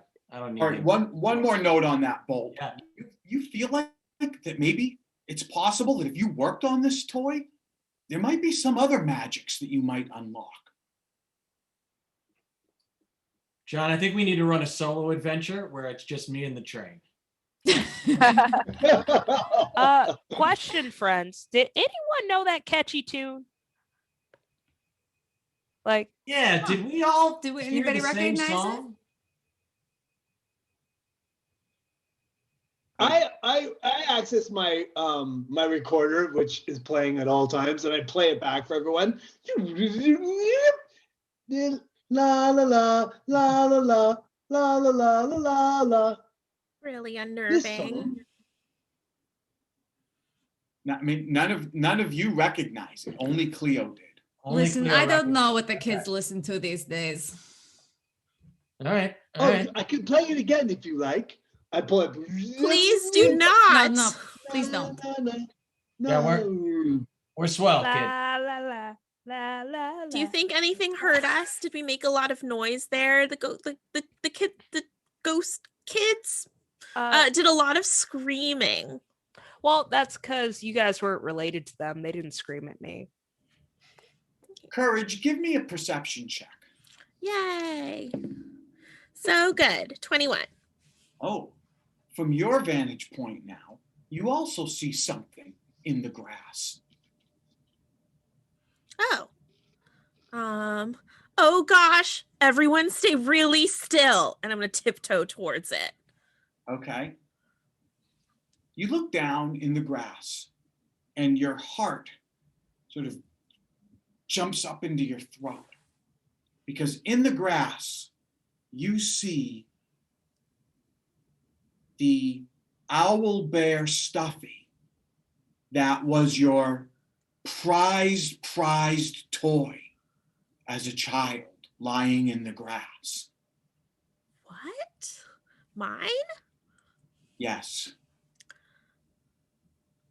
Mr. Hoots?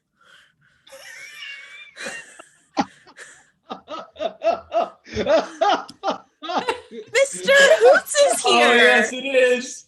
And That I'm is how you yes hand. That is a yes hand of the year.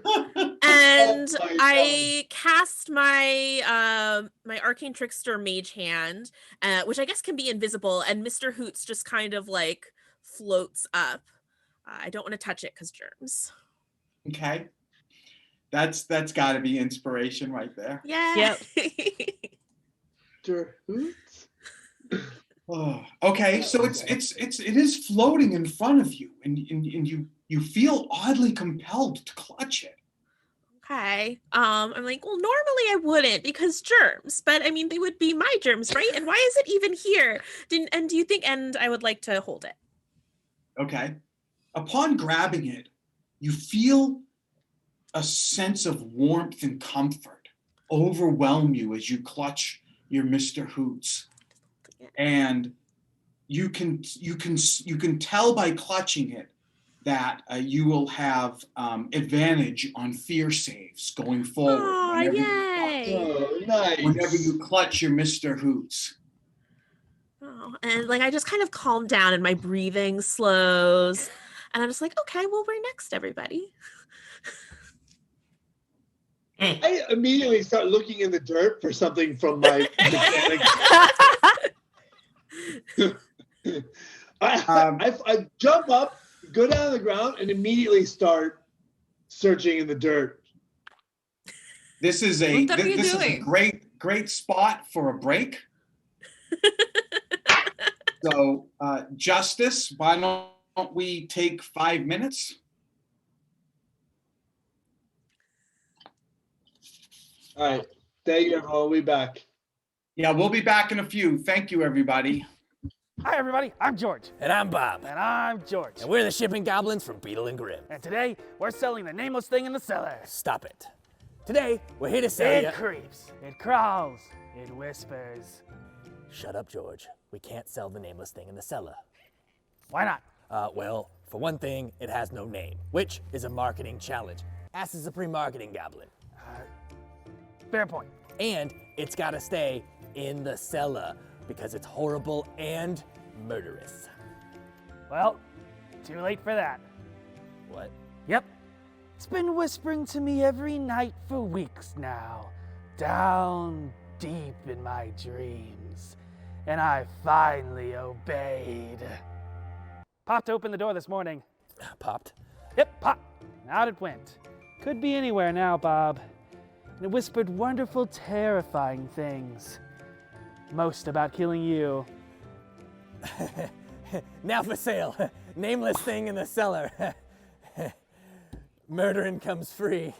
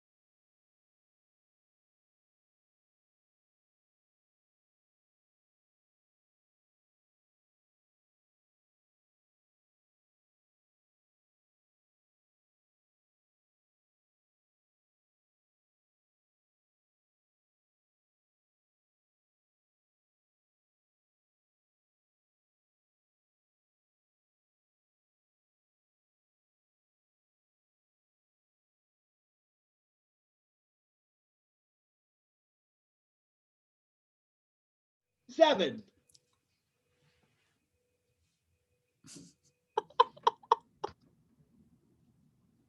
John, we're All right, live. we're back, everybody. I'm digging in the dirt. Yes. Yes. So Looking for magic you will never be given. after some time of searching and not finding anything, the group decides, That is my magic. so you go searching for hours and hours. Connor keeps checking the map. He keeps pulling the cart, the electric cart. After a while, there's some. Oh no. Oh no. Oh no. Oh, it's not a dramatic pause this time. Okay. Okay. You said after a running in while, and out. and then we couldn't hear what you said. After a while, he stops the cart for a meal. Okay. Oh, good. Because he worked up such an appetite You know what? from all of our. You pull right in the middle of those moaning daisies, so we have a little ambiance, and I think I'm in for this. Got anything in that cart that can read a map, kid? He says, I think we're close. I do. I think we're close. This is a Colossus was a massive mechanical war machine that could be that was in the shape of a man but was massive. So, like this man, and I point to 11. Yes, but on a massive scale where humans could ride inside it and go to war. You're not making a great case for why you can't find it. Had any of us ever seen what this looks like before? You haven't. Huh. I have. It is in my databanks. It's possible you would have studied them. Yes, absolutely. But probably not seen one live. I look forward to seeing this incredible achievement. And he says, what I'm looking for this, for wherever the control room is in this fallen Colossus.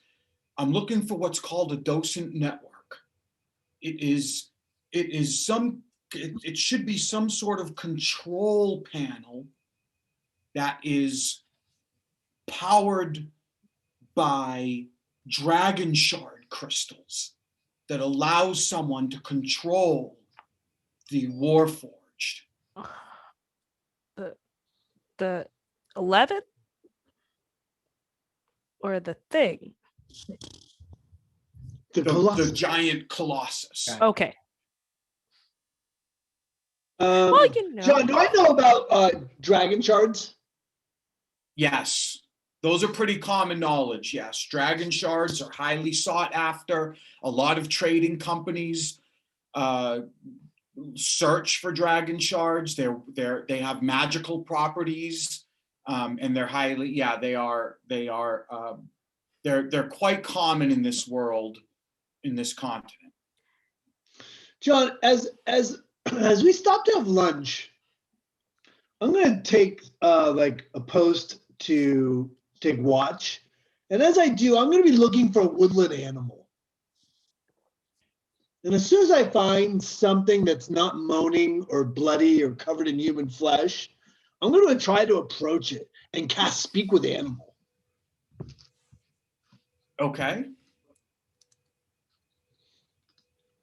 Give me a survival check. Okay, good. I mean, survival is not that good. 15. You find a hole in the ground. Oh, nice. I'll take my I'll go down face to face with it, and I'll Do I have a sense of what it is? Is it a squirrel? Would it be a gopher? Any idea, like a snake? Yeah, probably some kind of gopher or prairie dog or something. Oh, great. I'll go back over to the table. May I have some bread, please? And I'll snatch like a little piece of bread, and I'll hop over, hop. I don't know why I keep doing the hop thing, but I'm doing it. And I go down to the hole, and I'll lay out a little trail, and then I'll back up and silently and quietly sit there and wait to see if something appears. Yeah, sure enough, something pops up. You see some kind of a gopher type creature. Great, I cast. But as it does, as it comes up and you start to cast, there's something odd about it. As it comes up, like it seems to be dripping like drops of acid from its mouth. And as the drops of acid hit the ground, it smokes as it grabs that food and hungrily devours it. Oh, lovely. I've never seen this before. As a ranger, I don't think I've ever seen anything like this before. As a ranger, I'm still going to cast. I'm going to see if I can get it to communicate with me. Okay. Let's talk with nightmares. Talk with rabid demons. And I'll say to this creature, hello, creature. My name's 11-K9741. I would like to parlay with you. Hello. Hello. There is more bread for quality information. We are looking for a man-made colossal. Have you seen it about these parts? What does it look like? It is a huge iron man. Oh. Enormous. Enough for many people to ride it. Oh. Yes, yes. Little bread and lay it down. Yes, my friend, yes. I knew you would. You are so intelligent and beautiful, aren't you? He shakes a little and splits of acid spray about, and it says, I will show you. I will show you. And he starts skittering away. I will not split the party, because normally every time I do that, you kill us you kill me in my personal game. I'll say to the party, I was like, I have found the colossal. I have found the colossal. Come immediately. And I'll start to follow. Wait, little friend. Wait. Yeah, and I'll wait for the group to catch up. He's scurrying, but he's not losing you, but he's moving. All right, come on, people. Don't have to ask us twice. Can I Run after? Can I keep pace stealthily? Do you have some sort of a special ability that allows you to do that? Because they're moving pretty quickly. I would assume not. I just know. Yeah, I would assume not, but without looking. Sorry. You don't think so. I don't think so. Because and then but you can keep a little bit of distance if you want. Connor's dragging that cart, which is kind of loud. Yeah. As he's running after you.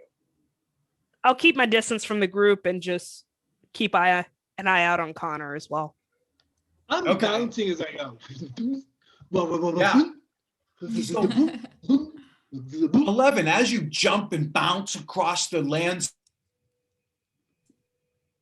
sure enough, after about 45 minutes of a fast travel, you come over another hill, and you see down below you a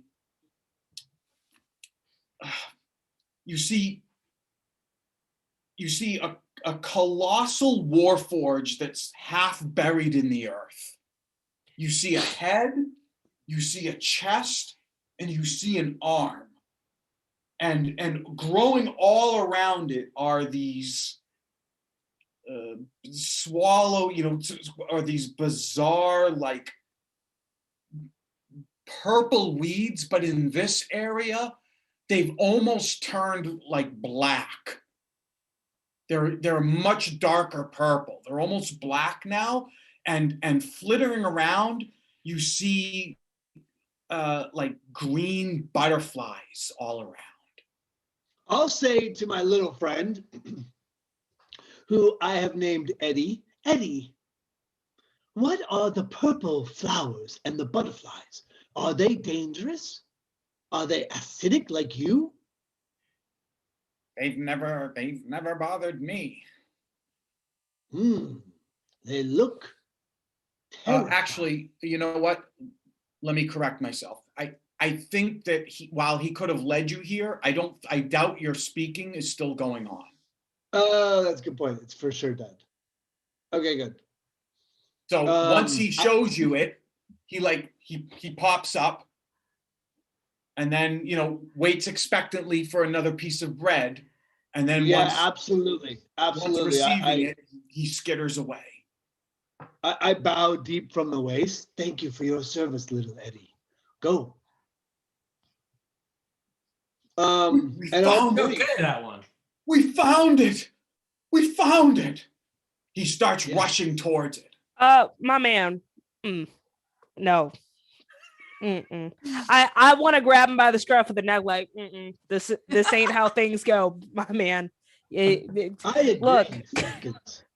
Look, you see this looks sketchy. I'm just gonna be honest with you right now, sketchy. Just wait. So just for a sense that the head looks like it's about 30-foot diameter. What? Oh, wow. This is what we came for?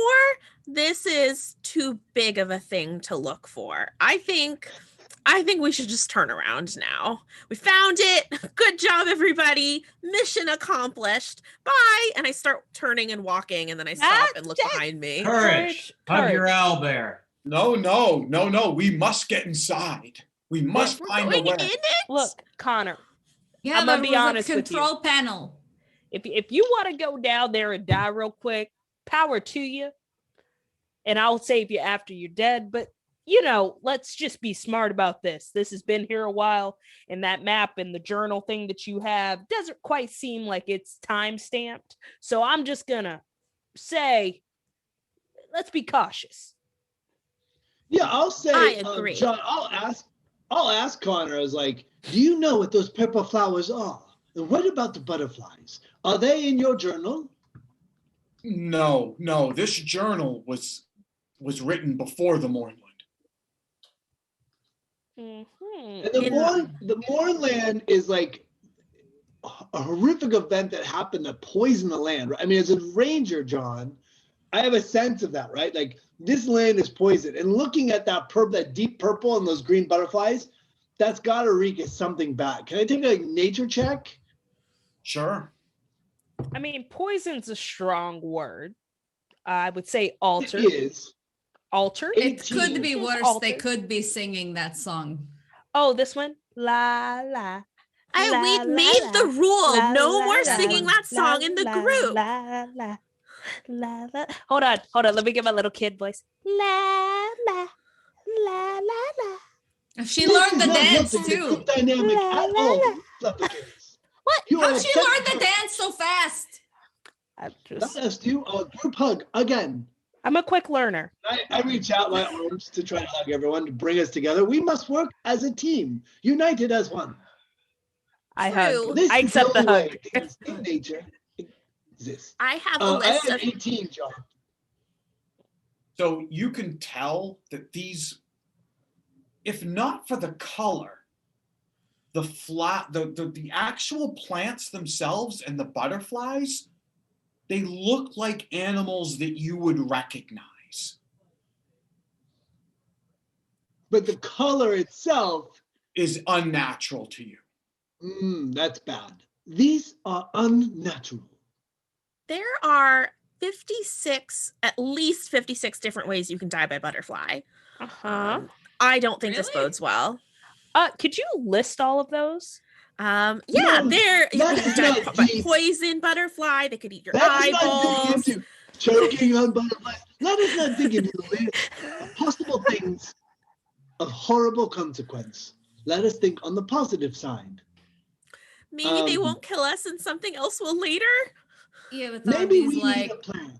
We'll take what we are can these get. cursed butterflies? Are these butterflies going to attack us? Oh, I I don't think I mean- have Are the cursed butterflies on the butterflies around list. the entire colossal?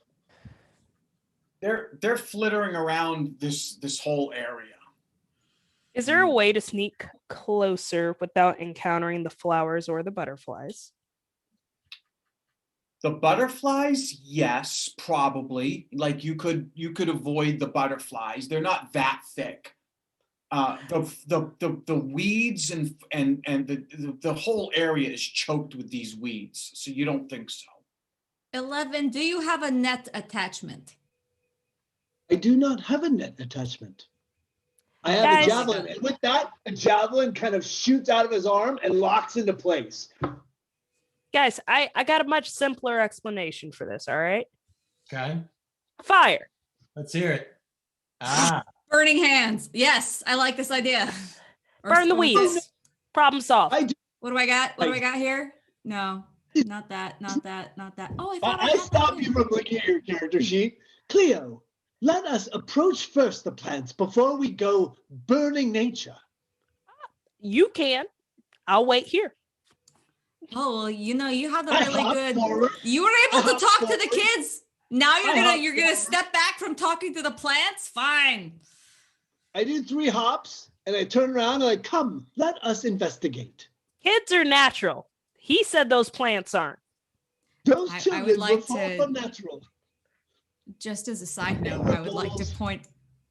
Of death. I just want to point out I don't have burning hands. I don't have any. All I did. You've just been holding up your hands very I dramatically. redid my character sheet and I realized I don't have that anymore. I But just I'm sure you see the crackle of the Eldritch Blast getting ready. I in just my- assumed I turned around and Cleo I've got had a 2 match and a torches in her newspaper. tentacles. They were just like burning hands with 2 torches. John, I say to the group, The tentacles have Connor, you lighters. stay here. Let us move forward. my as free one. bird. What was that? Move forward? I believe we should move forward as one. Come, Courage. You can do this. Want this on the record that I think it's a bad idea, and I clutch Mr. Hoots and just kind of shuffle after you. There you are. I want to. Can I use my stealth to just fade away from the group right now? Just like Just Homer Simpson. Just- into the just- head. yes, yes. This event, but like Exactly. permanently. He's like, yeah, let's go for it. And everyone's like, yeah. And then I just go. Make a stealth check. I see you, 20. Fluffikins. I see what you are doing. Ooh, Lady Fluffkins, as big as she is, just disappears almost immediately. She is the rear guard. Maybe Come, if the plants what were could singing, she'd be into it. I don't know. Though as you get a little bit closer, you notice 2 things. As the big, massive 30-foot head is slumped against the chest, you can see that its mouth is open a crack. And It's our way in.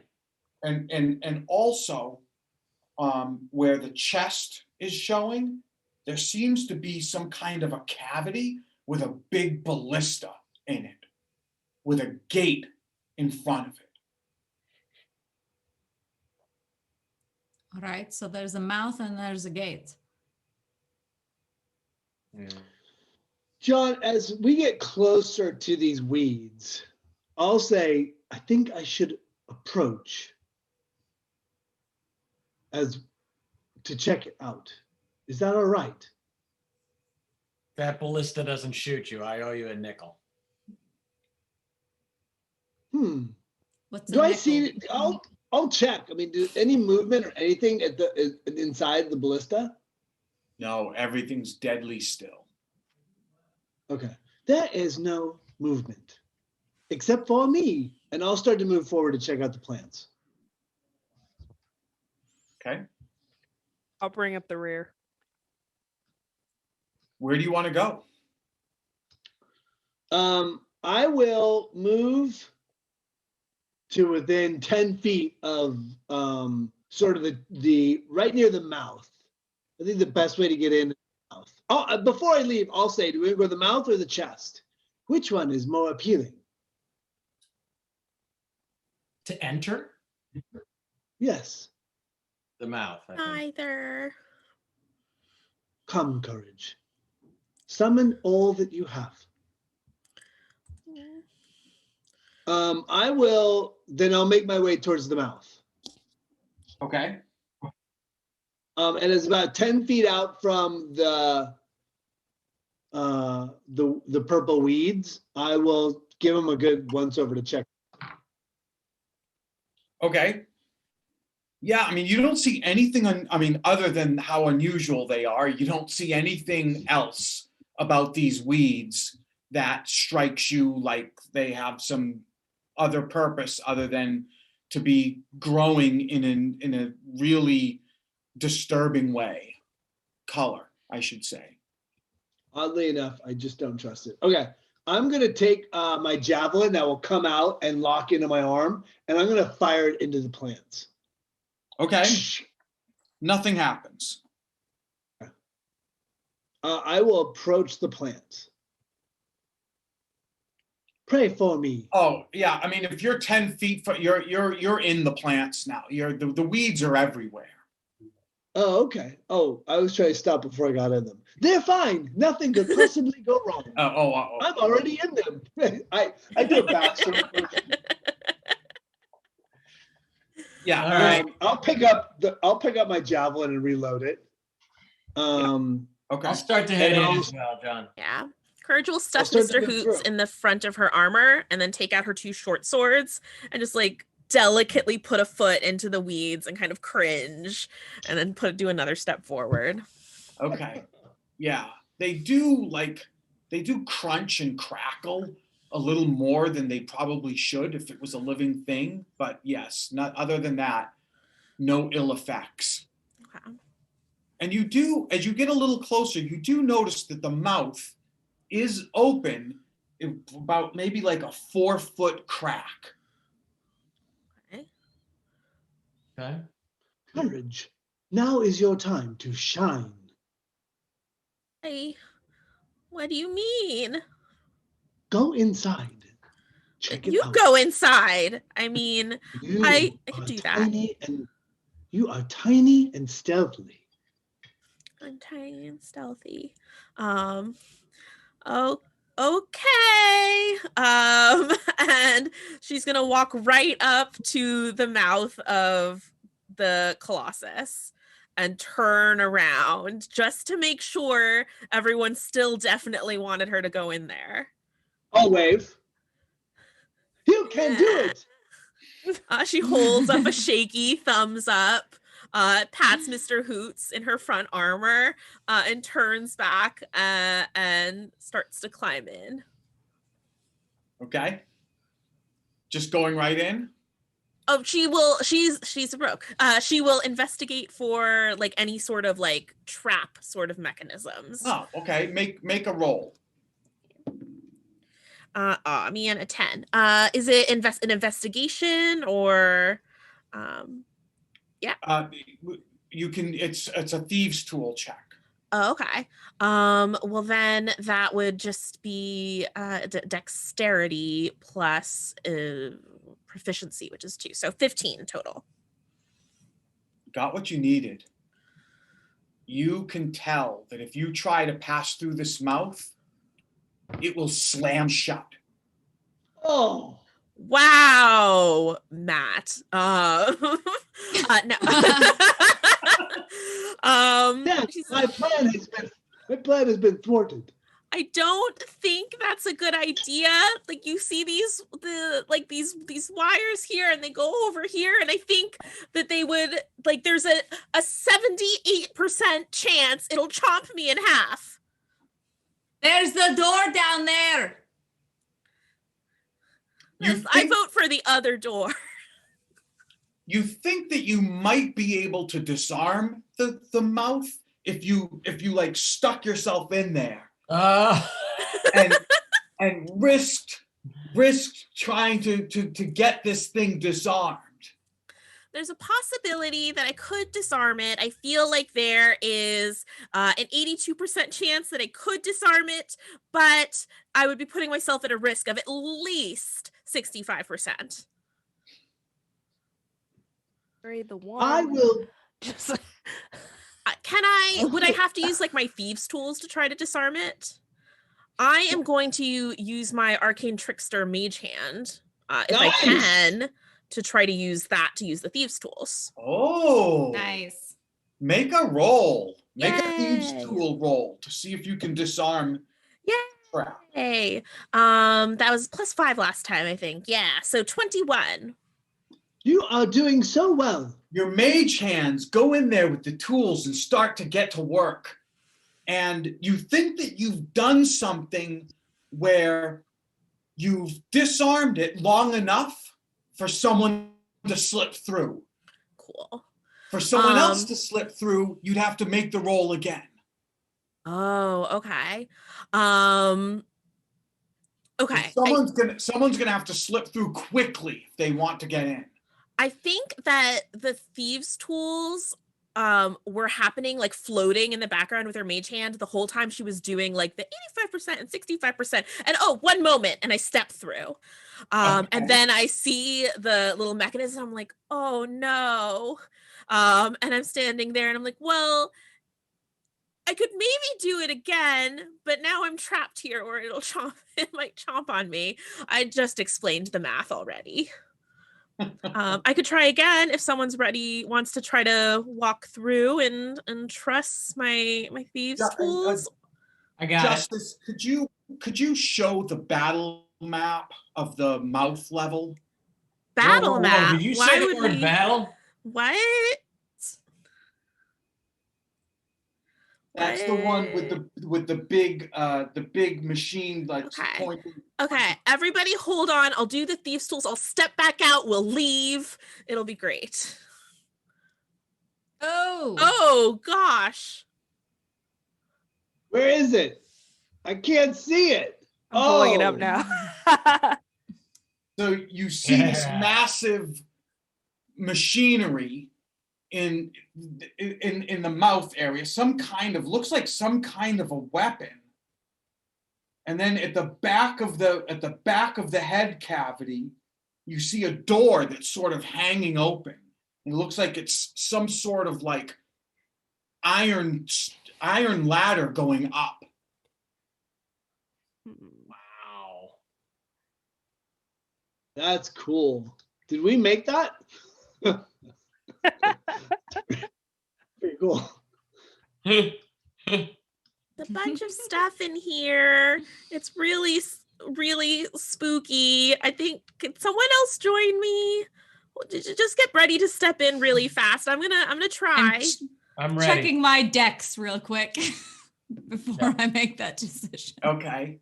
Well, listen, because you're able to do this with mage hands, there isn't really any risk. You can keep trying until you get it. Okay, cool. So as you do it, I'm going to allow anyone who wants to move into that mouth cavity while your mage hands are keeping it open to do so. Okay, cool. Yeah. So I don't need to roll then. We just we take our time. How tall is it putting in yourself the mouth? at risk, I'd make you roll, but you kind of know when you're doing it and you can just keep trying because you've got those mage hands. Cool. I'll go in next, John. Okay. Question: how big is the like once you get inside cavity? It's like 20 by 20.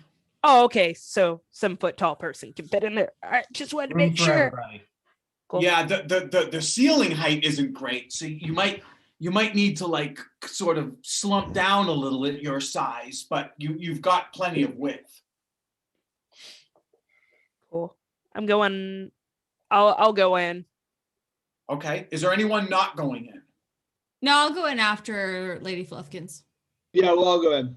All right. You are all now in that lower cavity in the head. And you do indeed, if you approach that back area, you can see two things beyond that door. You can see a shaft going down, and you can see a trap door to what must be a space above.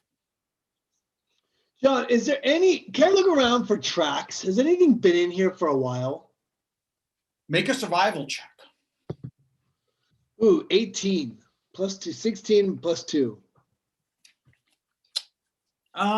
You see a lot of insect tracks. Like enormous tracks or like normal? Maybe like giant centipedes. Okay. I'll point that out to everyone. Be alert. Giant centipedes are about. What? Oh. Giant centipedes are about. Looking around this room, John, do I have a sense? I mean, can I trace them back to a corner or a hole, or like have they burrowed their way in and they're somewhere? Because if they are, I'd like to know that. You guess that they have both come and left through the shaft going down. Okay. We're going I'll up. point that out. I vote up. I will not point that out to Courage, actually. I'm gonna I'll tell Bolt that, and I'll see if I can do it on the whisper, on the down low. I'll also tell Lady Fluffykins, because I feel like she... Oh no, go ahead. No, because I feel like you're the most likely to know that they're coming. So I want you to know they're coming. So I point out that the tracks go down below. Cool. Once he tells me that, can I cover our backside? Is there any way I can get on all fours and like stick to the shadows in this bad boy? You can. I mean, it's dark in here. It's kind of hard to see. Connor is with you now. He's got a sword drawn. The cart has been left behind, and you see all sorts of like arcane machinery all around. Wires, cables, control panels, arcane designs on the wall and floor. It's for someone like you, Bolt, it's fascinating. Well, I want to head straight for the brain. Well, So, Connor, do you know which way this control panel is? I would guess that it has to be either in the head or in the chest. So either up or down.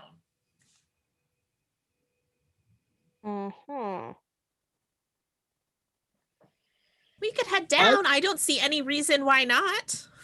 Yeah. Maybe we try up first. Okay. So is there a ladder up to the trapdoor, John? There is. Okay. I'll climb up there and just give it a listen. See if I hear any tiny little 100 footsteps. Okay. You don't hear anything. Okay. Standard kind of lifting trapdoor? Yes. Actually, what was your roll? Sorry, what was your roll? I was afraid you were going to ask that. My roll was a 12. Yeah, okay, you don't hear anything. Fuck. God, I'm watching it sit. I'm watching the stairs coming from down below. Yeah, sure. Okay. Yeah. Okay, so is it a push-up trapdoor? It is. Don't forget to check for like wires, or sometimes there's like a little rune. I'm gonna step down and I'm gonna let the rogue go up there and open. I'm just gonna look. You can open the door Yeah. and I climb up. Okay. And if I can roll an investigation for those sorts of things, I rolled a 25. You don't see any trap on this. Okay. What No, did I it tell seems you? okay. Boop, boop, boop, boop, boop, boop, boop. And I go down the ladder. All right. I'll go up and push open the trapdoor, John. Okay. Justice, can you show the battle map for the upper head? Yes, Why my do they keep liege. calling them battle maps? I They know. could just be exploration maps. Sounds so aggressive. Yeah. Could just be friendly maps. Whoa. Casually looking around maps. This is cool. Like these cross Your new sections of the home head. maps. So Those are if you so can nice. see it, there appear at the far end of the room, Bolt. You see these two eyes that appear to be like amber glass. Yeah. In front of at the far end of the room between the eyes and at the eyes there seemed to be some kind of machinery pointing at the glass.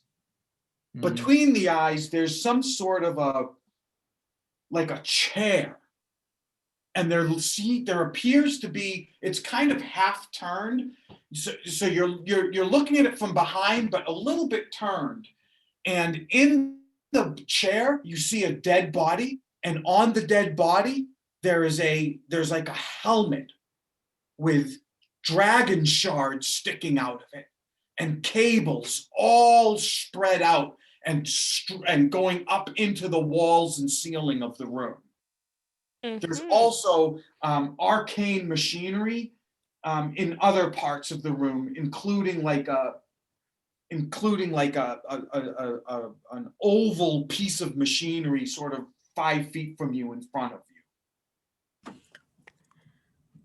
As Bolt climbs up the ladder and peeks through the trap door, Courage is going to walk over to 11 and say, so we're looking for a control panel, but doesn't it seem like a really bad idea for someone to be able to control one of these? It does. Oh, okay, good. Horrible idea. Yeah, But what you are we humans doing? what's Do we that about? trust? Horrible ideas for eons. What was that, John? Connor says, "What's bad about it?" I mean, you're nice and all.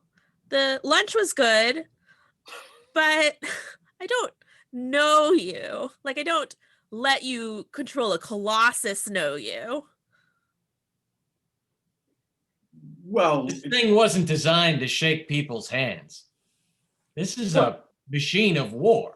well, yes, it was designed to protect Seer from its enemies. Like it did a bang up job.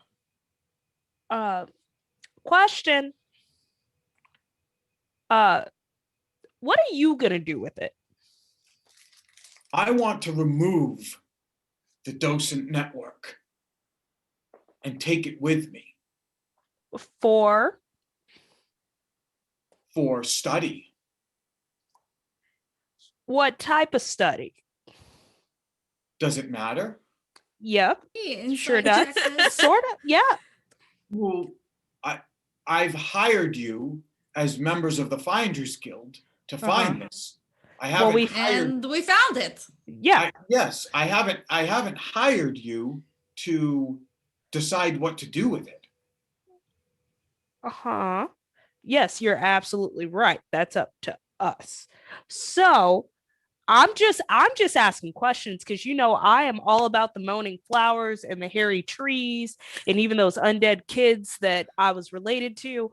But honestly, sir, Connor, as a lord of the house, cannot. I just felt like we needed to ask these questions. Could you blame us? Well, I don't blame you. You did a magnificent job finding this and getting me here. Congratulations. You will be well compensated. Yep. Don't doubt that. What is a docent network? A docent network is a combination of magic and technology that allows a person to connect to a machine. Like maybe a big helmet with a bunch of wires sticking out of it. Yes. So specific. Yeah, we may have found what you're looking for. But what do you excellent. want with it? Excellent. Can I push by you? Oh yeah, by all means, kid. So the floor is yours. He starts to climb up. It's kind of like moving past you. I don't think we should leave him alone up there. And Who's he next? looks up and he says, yes, that's it. That's it. And he starts to pull himself up into the room. Bolt, you're up there, right? Bolt's in the room. Now I'm behind him, but if he goes in, I'm gonna slip in behind him and tuck myself into a dark corner. Same. Okay. There's that area that is in the back of the head that's like 2 steps lower than the front of the head. Yep, that sounds perfect. And he starts looking around wide-eyed. What's up, Matt? Who is going next? I will go next. Courage. Using stealth, please. Courage is going to scramble up the ladder. Yeah, I don't know about this guy and his intentions, so I'm gonna sneak up on up there. Good. I'll be the last up. And as I get up, John, I'm gonna can I cover this hatch so nothing comes up from behind us? I'll put that door back on and I'll stand on that door. You're gonna be the last one up and you're gonna close it? And I'll stand on top of it. Okay. All right, yeah. I mean, you're all now down in that lower area in the back of the head. What do you think he wants to do with all this? Is there? Sorry, let me. And Connor now is just he's looking around. He's inspecting. He's looking at the I'll say to Cleo. So this is looking at the helmet on the dead body. John, this is what I want to do, if possible. So there's a whole bunch of like constructs and stuff up top, right? Yes. Is there a way I can stealthily climb like right above like the chair thing? So if he sits in the chair, I'm just coming down. I could come down and do things. Yeah, you could attempt that. Make a stealth check. Nat 20. I'm not joking. I've never rolled this many nat 20s ever in my life. I'm sorry, this is the most amazing thing in the world. Really well done. Oh no. No. Come back to us. You froze. Oh, there you are. You froze. Okay, so yeah, you climb up into all of the heavy wiring up in the darkness of the ceiling. And as she like pulls herself up above the docent network, the body in the chair goes, oh! There are intruders! There are intruders! There are intruders! Expel them! Attack! He turns around and looks at you and his face is drawn. And the helmet is on his head. And he stands up and he says, yes, good. More men, more soldiers, more women. I need you. Come. Attack! Exactly. Roll initiative. 19. I rolled a 20. 10. Okay. Nice. 23. 23 total. 14. Who was 14? Me. Cleo? And I didn't hear Bolt. 3. 3. And I didn't hear Lady. 10.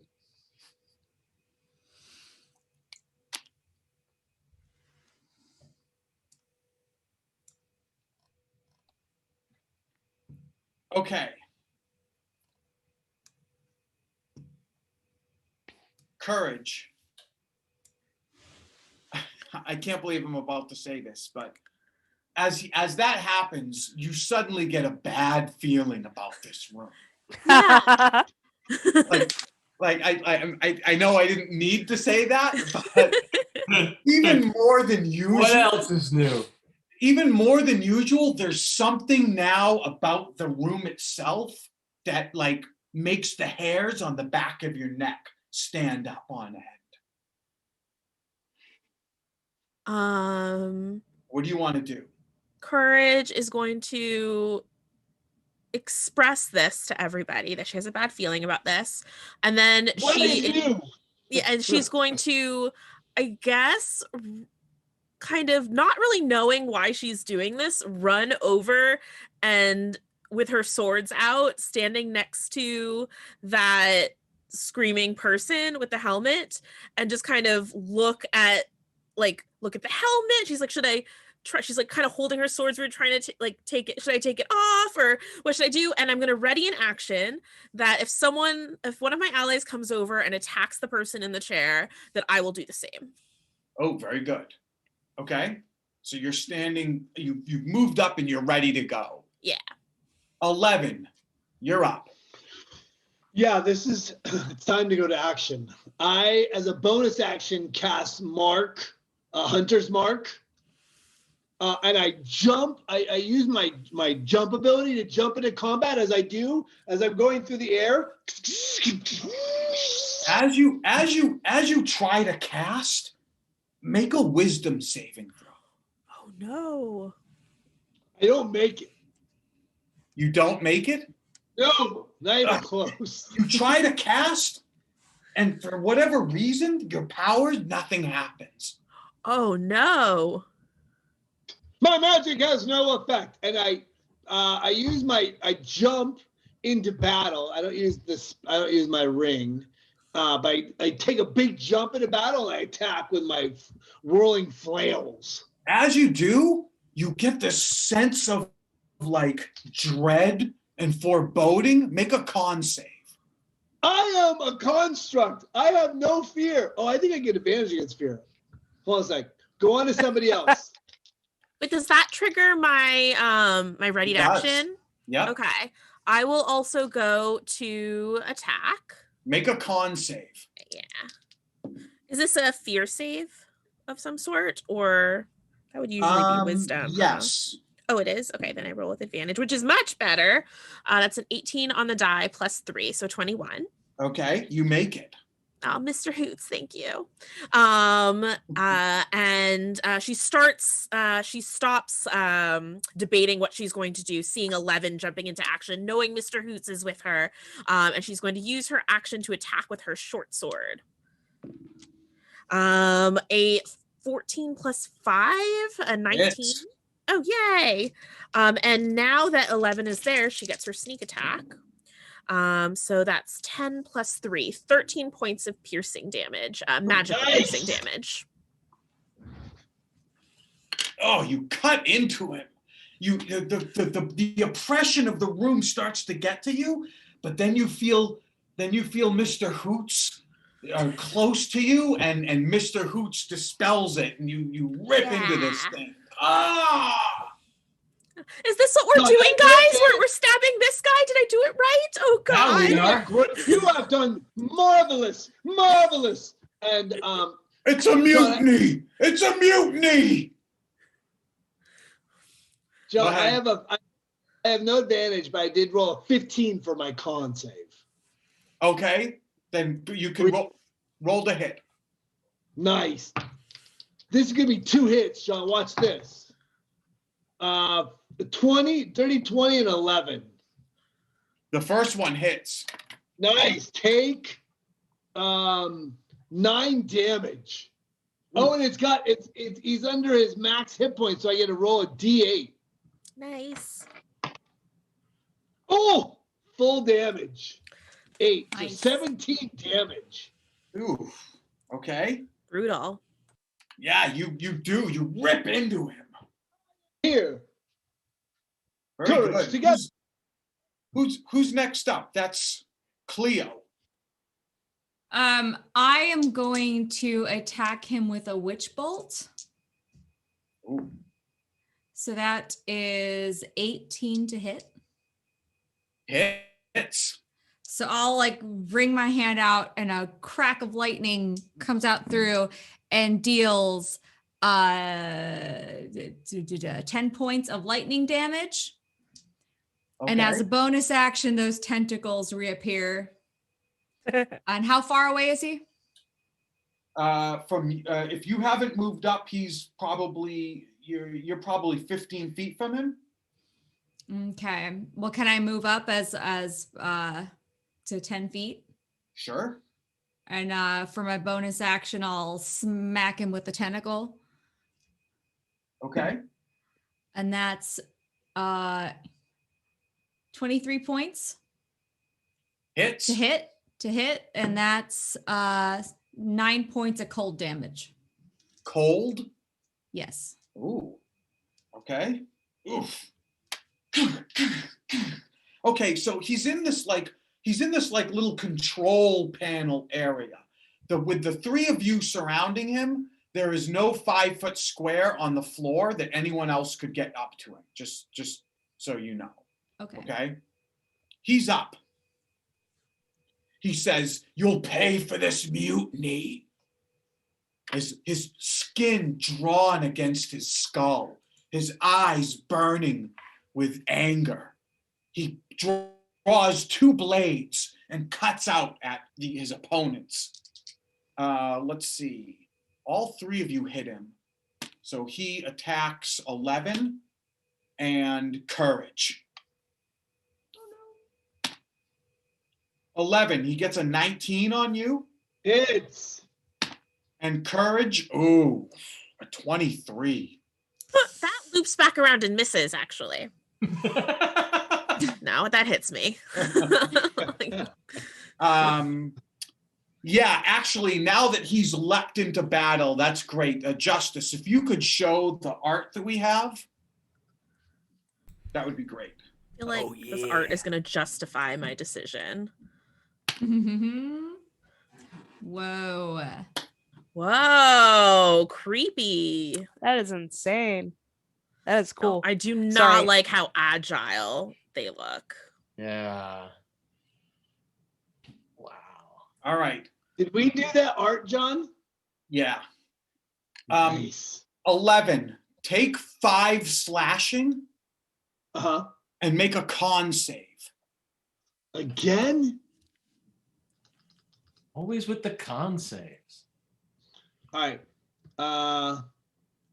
Plus, oh, nice, 20, dirty 20 with a D&D Beyond roll.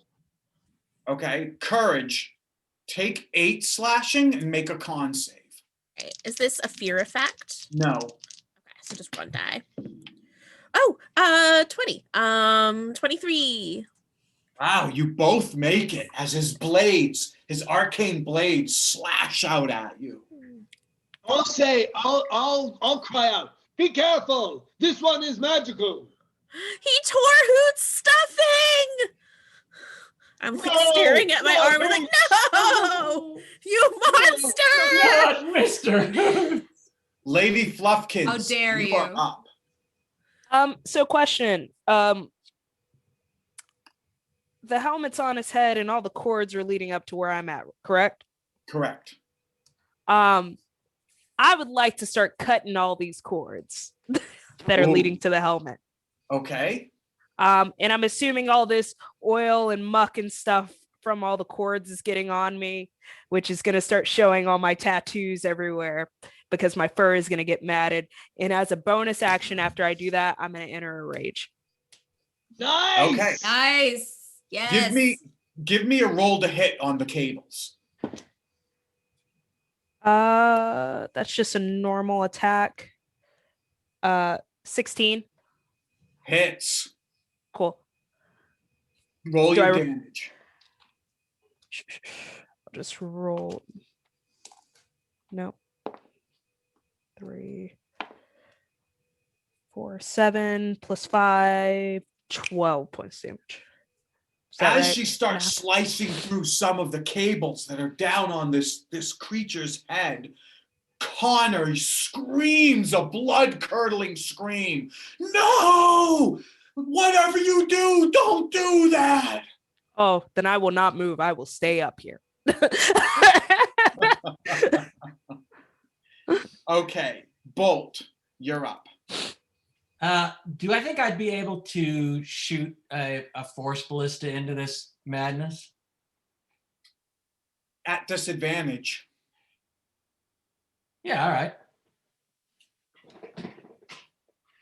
Don't roll a 1. Do not roll a 1. If you say so. Let's see. Well, it's not horrible. I feel much better. 13 is the low. Oh, missed. Nah.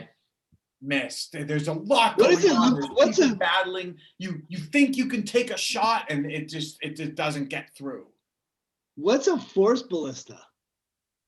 So that's a this as a tinkerer, I've made or an artificer, I've made a weapon kind of out of nothing. So I take a tube and kind of turn it into a gun and fire it into the melee, but unfortunately, very poorly. What does when it like goes off? What's it look like? Oh, like a big cloud of smoke. Like it looks like an old musket or something just going off. But yeah, That's good. Very good.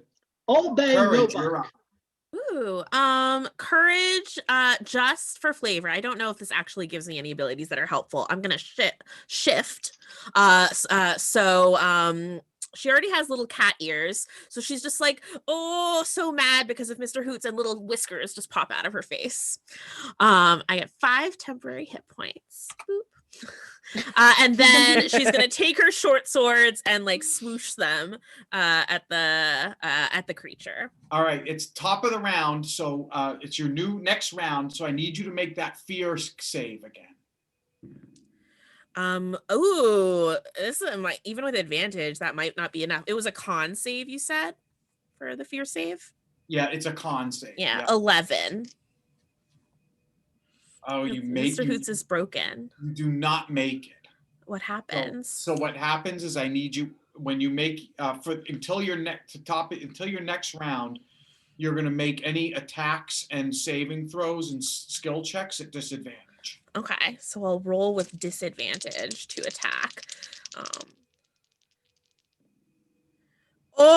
One of them was a natural 20, but the other one was a 3. Oh, no, so painful. Oh, that I don't think it's a total of 8.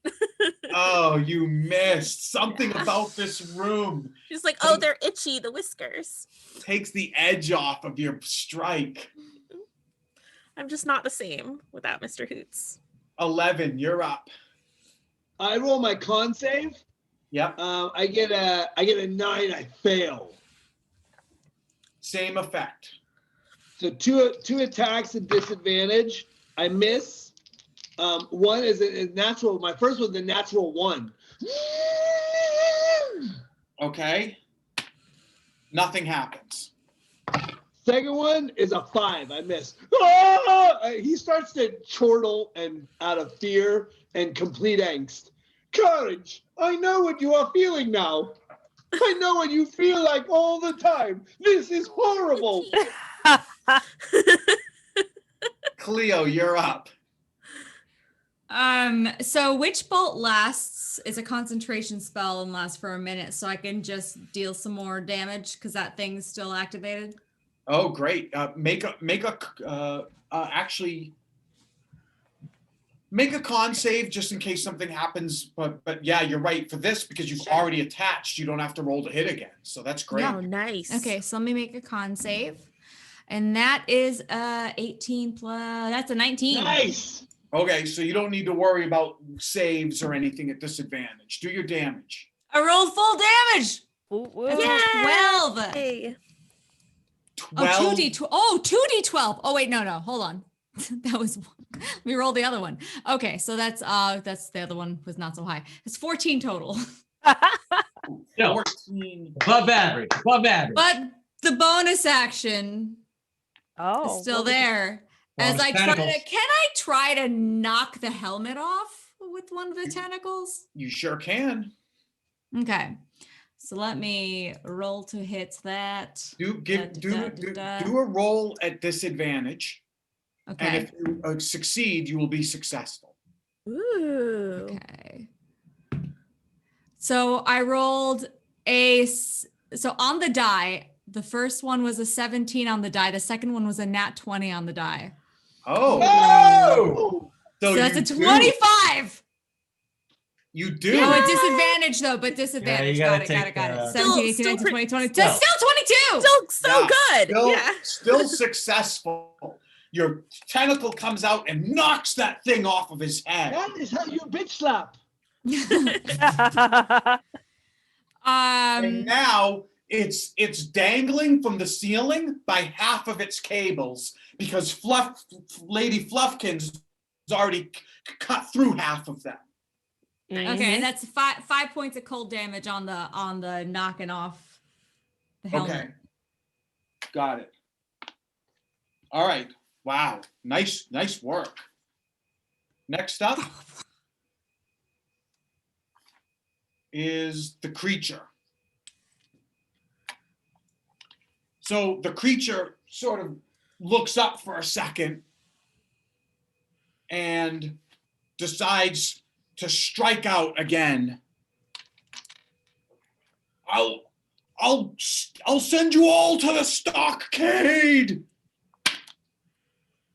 An attack on 11 is a 19. Hit! You hit me! You son of a bitch! and an attack on Cleo is a 15. 50 meets it, beats it. So yeah, he hits me. Okay. All right. So 11, take 5 damage and make a con save. Oh, Cleo, take 10 damage. What? All right. And make a con save. Ouch. Yeep. I'm not doing so good. I do not make my con save. My con save was failed. You don't?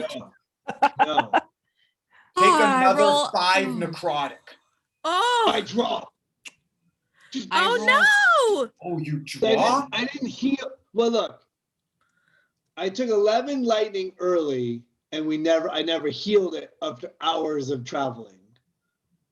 True, we were chasing like a gopher or something. That was a But I poor didn't heal it, choice. so I dropped. In retrospect. The necrotic energy goes through my raven peak, and I'm like, I have felt the pain and suffering of death. No. Oh, no. Okay. Cleo, It sounds do like a you little make your mechanical save? death letter. John, I rolled an 8. Okay. Oh no. Take another 3 necrotic. Do you drop 2? I do not drop, but I am not good. Okay. Oof. He I am strikes out very with not 2 good. blades, dropping 11 and almost dropping Cleo. Next up is Lady Fluffkins.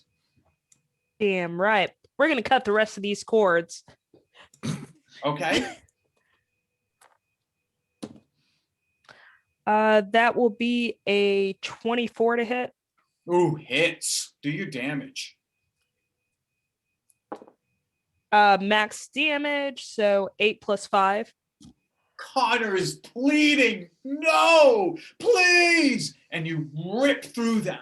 And as you do, the helmet king, king, king, king, king, clangs on the floor. And that feeling of dread that you had sort of lifts. Cool. Can I use my movement? Sorry, we're doing a whole lot of stuff right now. No worries. I do have 2 weapon fighting.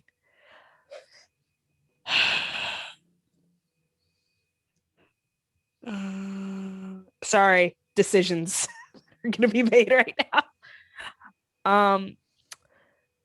Actually, let me do this. Let me use my movement to jump down near 11, and then can I use my bonus to hide beside him?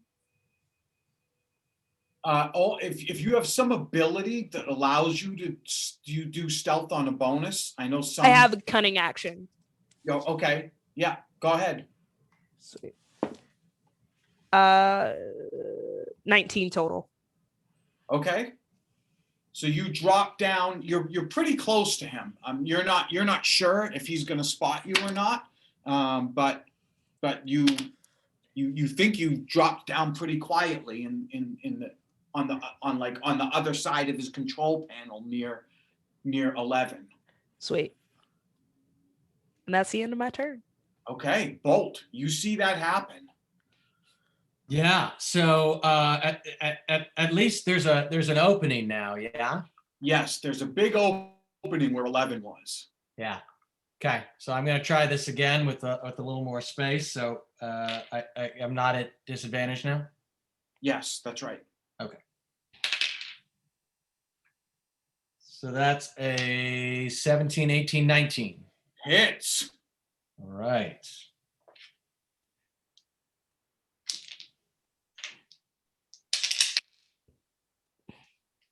That's 5 force damage, and he's knocked back 5 feet if he can be knocked back 5 feet. I'm not sure what's behind him.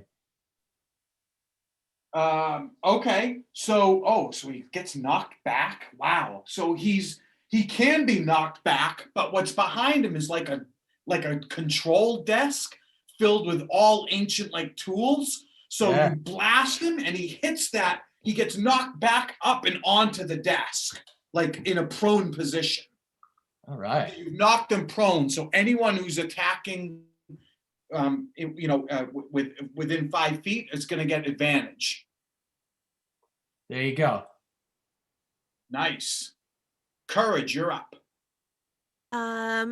As the creature gets knocked past where we're standing, Courage is going to take 11's body and kind of like drag it away from the action a little bit.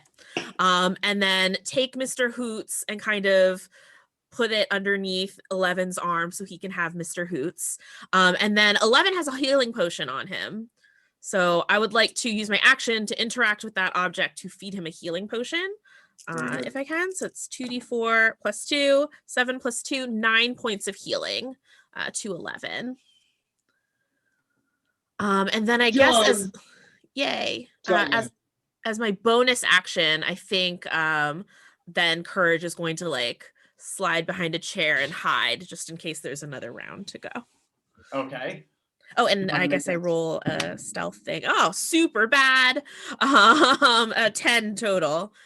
So a tray of tools as you back up, go kang, kang, kang, kang. Don't pay attention. Nothing's happening over here. All right, very good. Let's see. That means I've got 11 is up. As I come to, John, I start singing that child's nursery rhyme. La la la la la la. Your parents. You've come to rescue me. And I look at him, and I have a javelin pop out, and I aim it at him and shoot. Do I have to make a save? No. So you would know this 11. He's prone, and he's about 10 feet from you. If you fire at him, it's gonna be disadvantaged. If you hop up and attack him, you'll have advantage. Right. Okay. I didn't know he was down. I was not paying attention. Okay. I will hop up. I was trying to get. Come on, man. It's the one good thing I've done all day. That was nice. Good job. Do I have to make a con save? No, that effect was ended by Fluffkins. Nice, Fluff. So I'll jump up and attack. At advantage. And jump up and attack him. A 17. Hits. Nice. Now my question is, do I still have Mark of the Hunter going if I passed out? You never got the spell off. Oh, that's right. My bad. Okay. 8 plus it's colossal because he's injured. 14 damage. Explain it. Oh! I come to singing a nursery rhyme, figure out that's the most horrific thing I've ever done in my robot life. Jump up and come crashing down as I'm up. As I go up, my thing starts to spin faster and faster. As I come down and crash, I smash him right in the chest, and my flail it goes.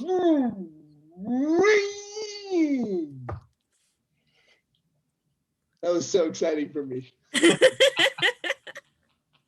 I look over to Courage and I say, "You are the hero." I'm hiding. No one can see me. I see you plain and simple. You are the hero.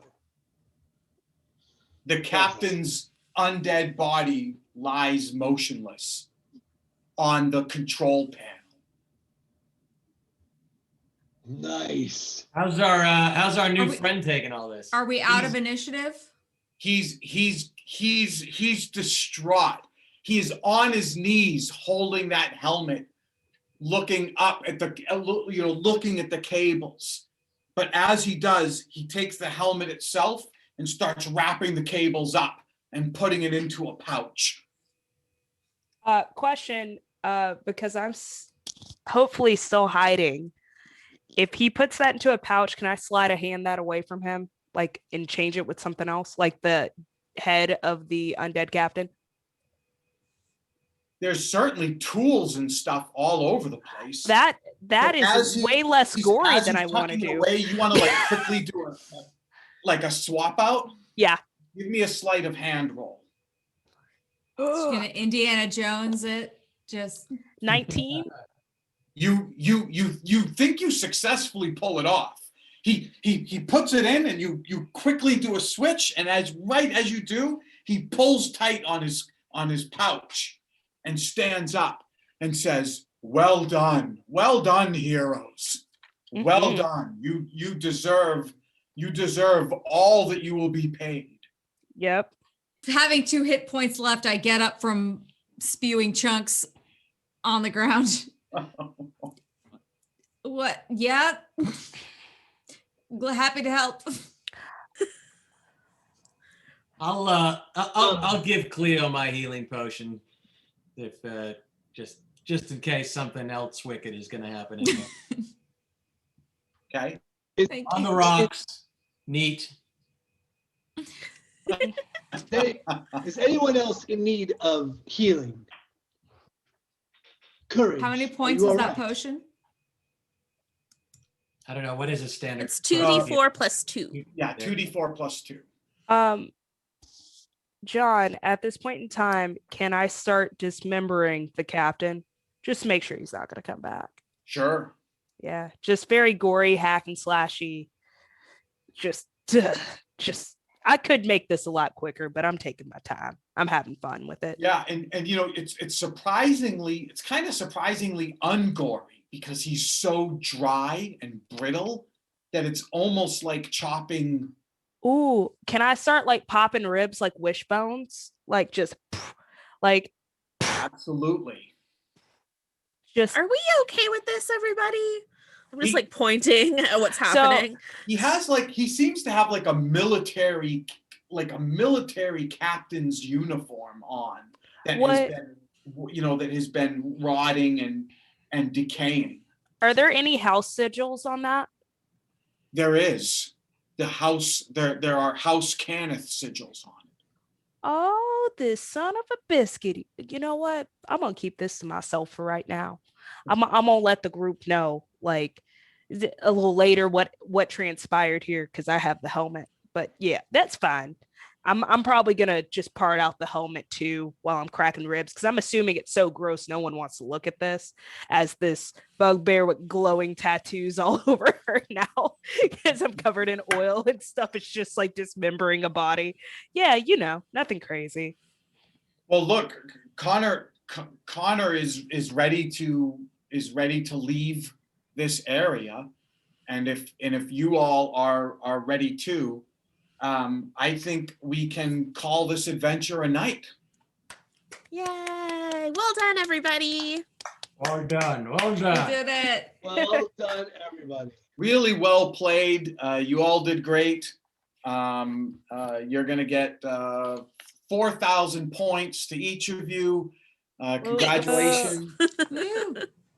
And just for those of you watching, just a reminder that this is Feberron. The reason we're playing Eberron tonight is because Beadle and Grimm's has named February Feberron because we are offering 20% off any Eberron gold box purchase until the end of the month.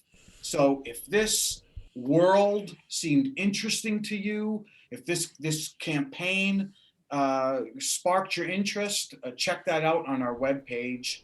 I'm sure Justice is putting that up in the chat. Oh, now. I dropped that link. Thank you, Justice. Before I let our esteemed guests talk about what they're up to, anything, Bill or Matt, that you want to call out about Beadle and Grimm's wise, or? We've got a lot of stuff coming out this year. We're not quite at the point where we can start making announcements, but do join our mailing list so you can stay up to date. We're gonna have some really cool stuff going on this year, and you'll want to hear about it. Nora has on the Trevor's Project shirt, which all proceeds from the sales of that shirt go to support LGBTQ youth. Project. We also have the Shield of Faith, which supports Take That. Or Take This. And Take This. I knew I do it every time. I literally in the middle of saying Take This, which is for gamers and mental health. And as we're closing in on the end of this godforsaken pandemic, we are, as part of this community, supporting this community. We're proud to announce that we've just did a deal. We're supporting this year our charity Fenway's Game Day. All proceeds from that we're creating Jasper's Game Day that Fenway created, and it's to prevent and help prevent suicide. So we're proud to be part of the community, proud to support these unbelievable organizations, even though I mispronounced 2 of the 3 of them. But yeah, we love this community. We love being a part of it, and it was super fun to get to play with 3 incredible players who are bright and intelligent and shiny and so smart and so lovely to play with. It's always great to spend time with you and to spend energy with you. And I adore the way the 3 of you play. And 2 of my dearest and oldest friends, just a great way to spend the night. And I'm just thankful to be here tonight. Yeah, and I do really quickly, I do want to call out that if we have anyone watching who's in Texas, hang in there. We're sending you lots of good love and energy. I know I've been, how tough it's been the last few days. So fly to Cancun if you can. God. Too soon. No. Too soon. Terrible. Too soon. No? By the way, our own Justice is in Waco right now. Yeah, Justice. Thank you. Got the cults, the rhyme, the everything. Don't come to Waco. Don't come to Dallas either. It's rough here. Oh man. So Ember, you wanna to tell us where folks can find you? Sure. You can find me on Twitter at WWE Ember Moon. You can find me on Instagram at WWE_Ember Moon because some jerk took the Twitter handle. But most of all, you can find me Wednesday nights on USA Network wrestling for WWE NXT. Bam. Awesome. Nora? Hi, everyone. I'm Nora Ibrahim. You could find me on Instagram and Twitter at Noralogical. Monday nights, I stream with Realmsmith for Into the Mist, interspersed with Tides of Wildmount. Wednesdays, I'm doing Call of Cthulhu with Glass Cannon Network for a new game, Who Dis. And Saturdays, I play Princess Jasmine on Damsels and Dice on Pixel Circus. Once a month, I do Call of Cthulhu on the Initiative Order, and I do a bunch of other stuff. I've got some crazy things coming up in the spring, so please follow me on the things so that I could tell you about it. Take it away, somebody else. All right. Call of Cthulhu sounds awesome. Lisa? I love it. I love that game. I'm Lisa Penrose.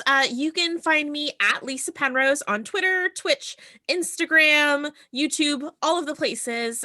You can find me. Also, if you're into in real life witchcraft magic, I have a zine coming out in a couple weeks, so give me a follow. This weekend, I am all over Virtual Horror Con. Twitter's probably the best place to find my schedule for that. It's one of my recent tweets, but I'm just in just heckin' so many panels, so go check that out. Nice. I'm doing that Sunday for their Alien RPG. So nice. Awesome. That game. Thank you so much. I'm just going to echo what Matthew said. Loved playing with you. Loved having you as players. You are all awesome. Yeah, for sure. Thank you so much. Thanks for having us. That was a blast. Yeah, thanks for having us. You guys are always fun to play with. All right. Well, thank you, Justice, for running the game. Yeah, thank you, Justice. And thank you Thank to you. Michaela Sims, who designed this beautiful overlay for us, Hey. which Oh, I'm frankly Michaela. hopeless at. Thank you, and thank you for Thank you, Michaela. Jason for helping to blast it out. So thank you to everyone watching tonight. It's been great, and we'll see you next time. Thanks, everybody. Bye.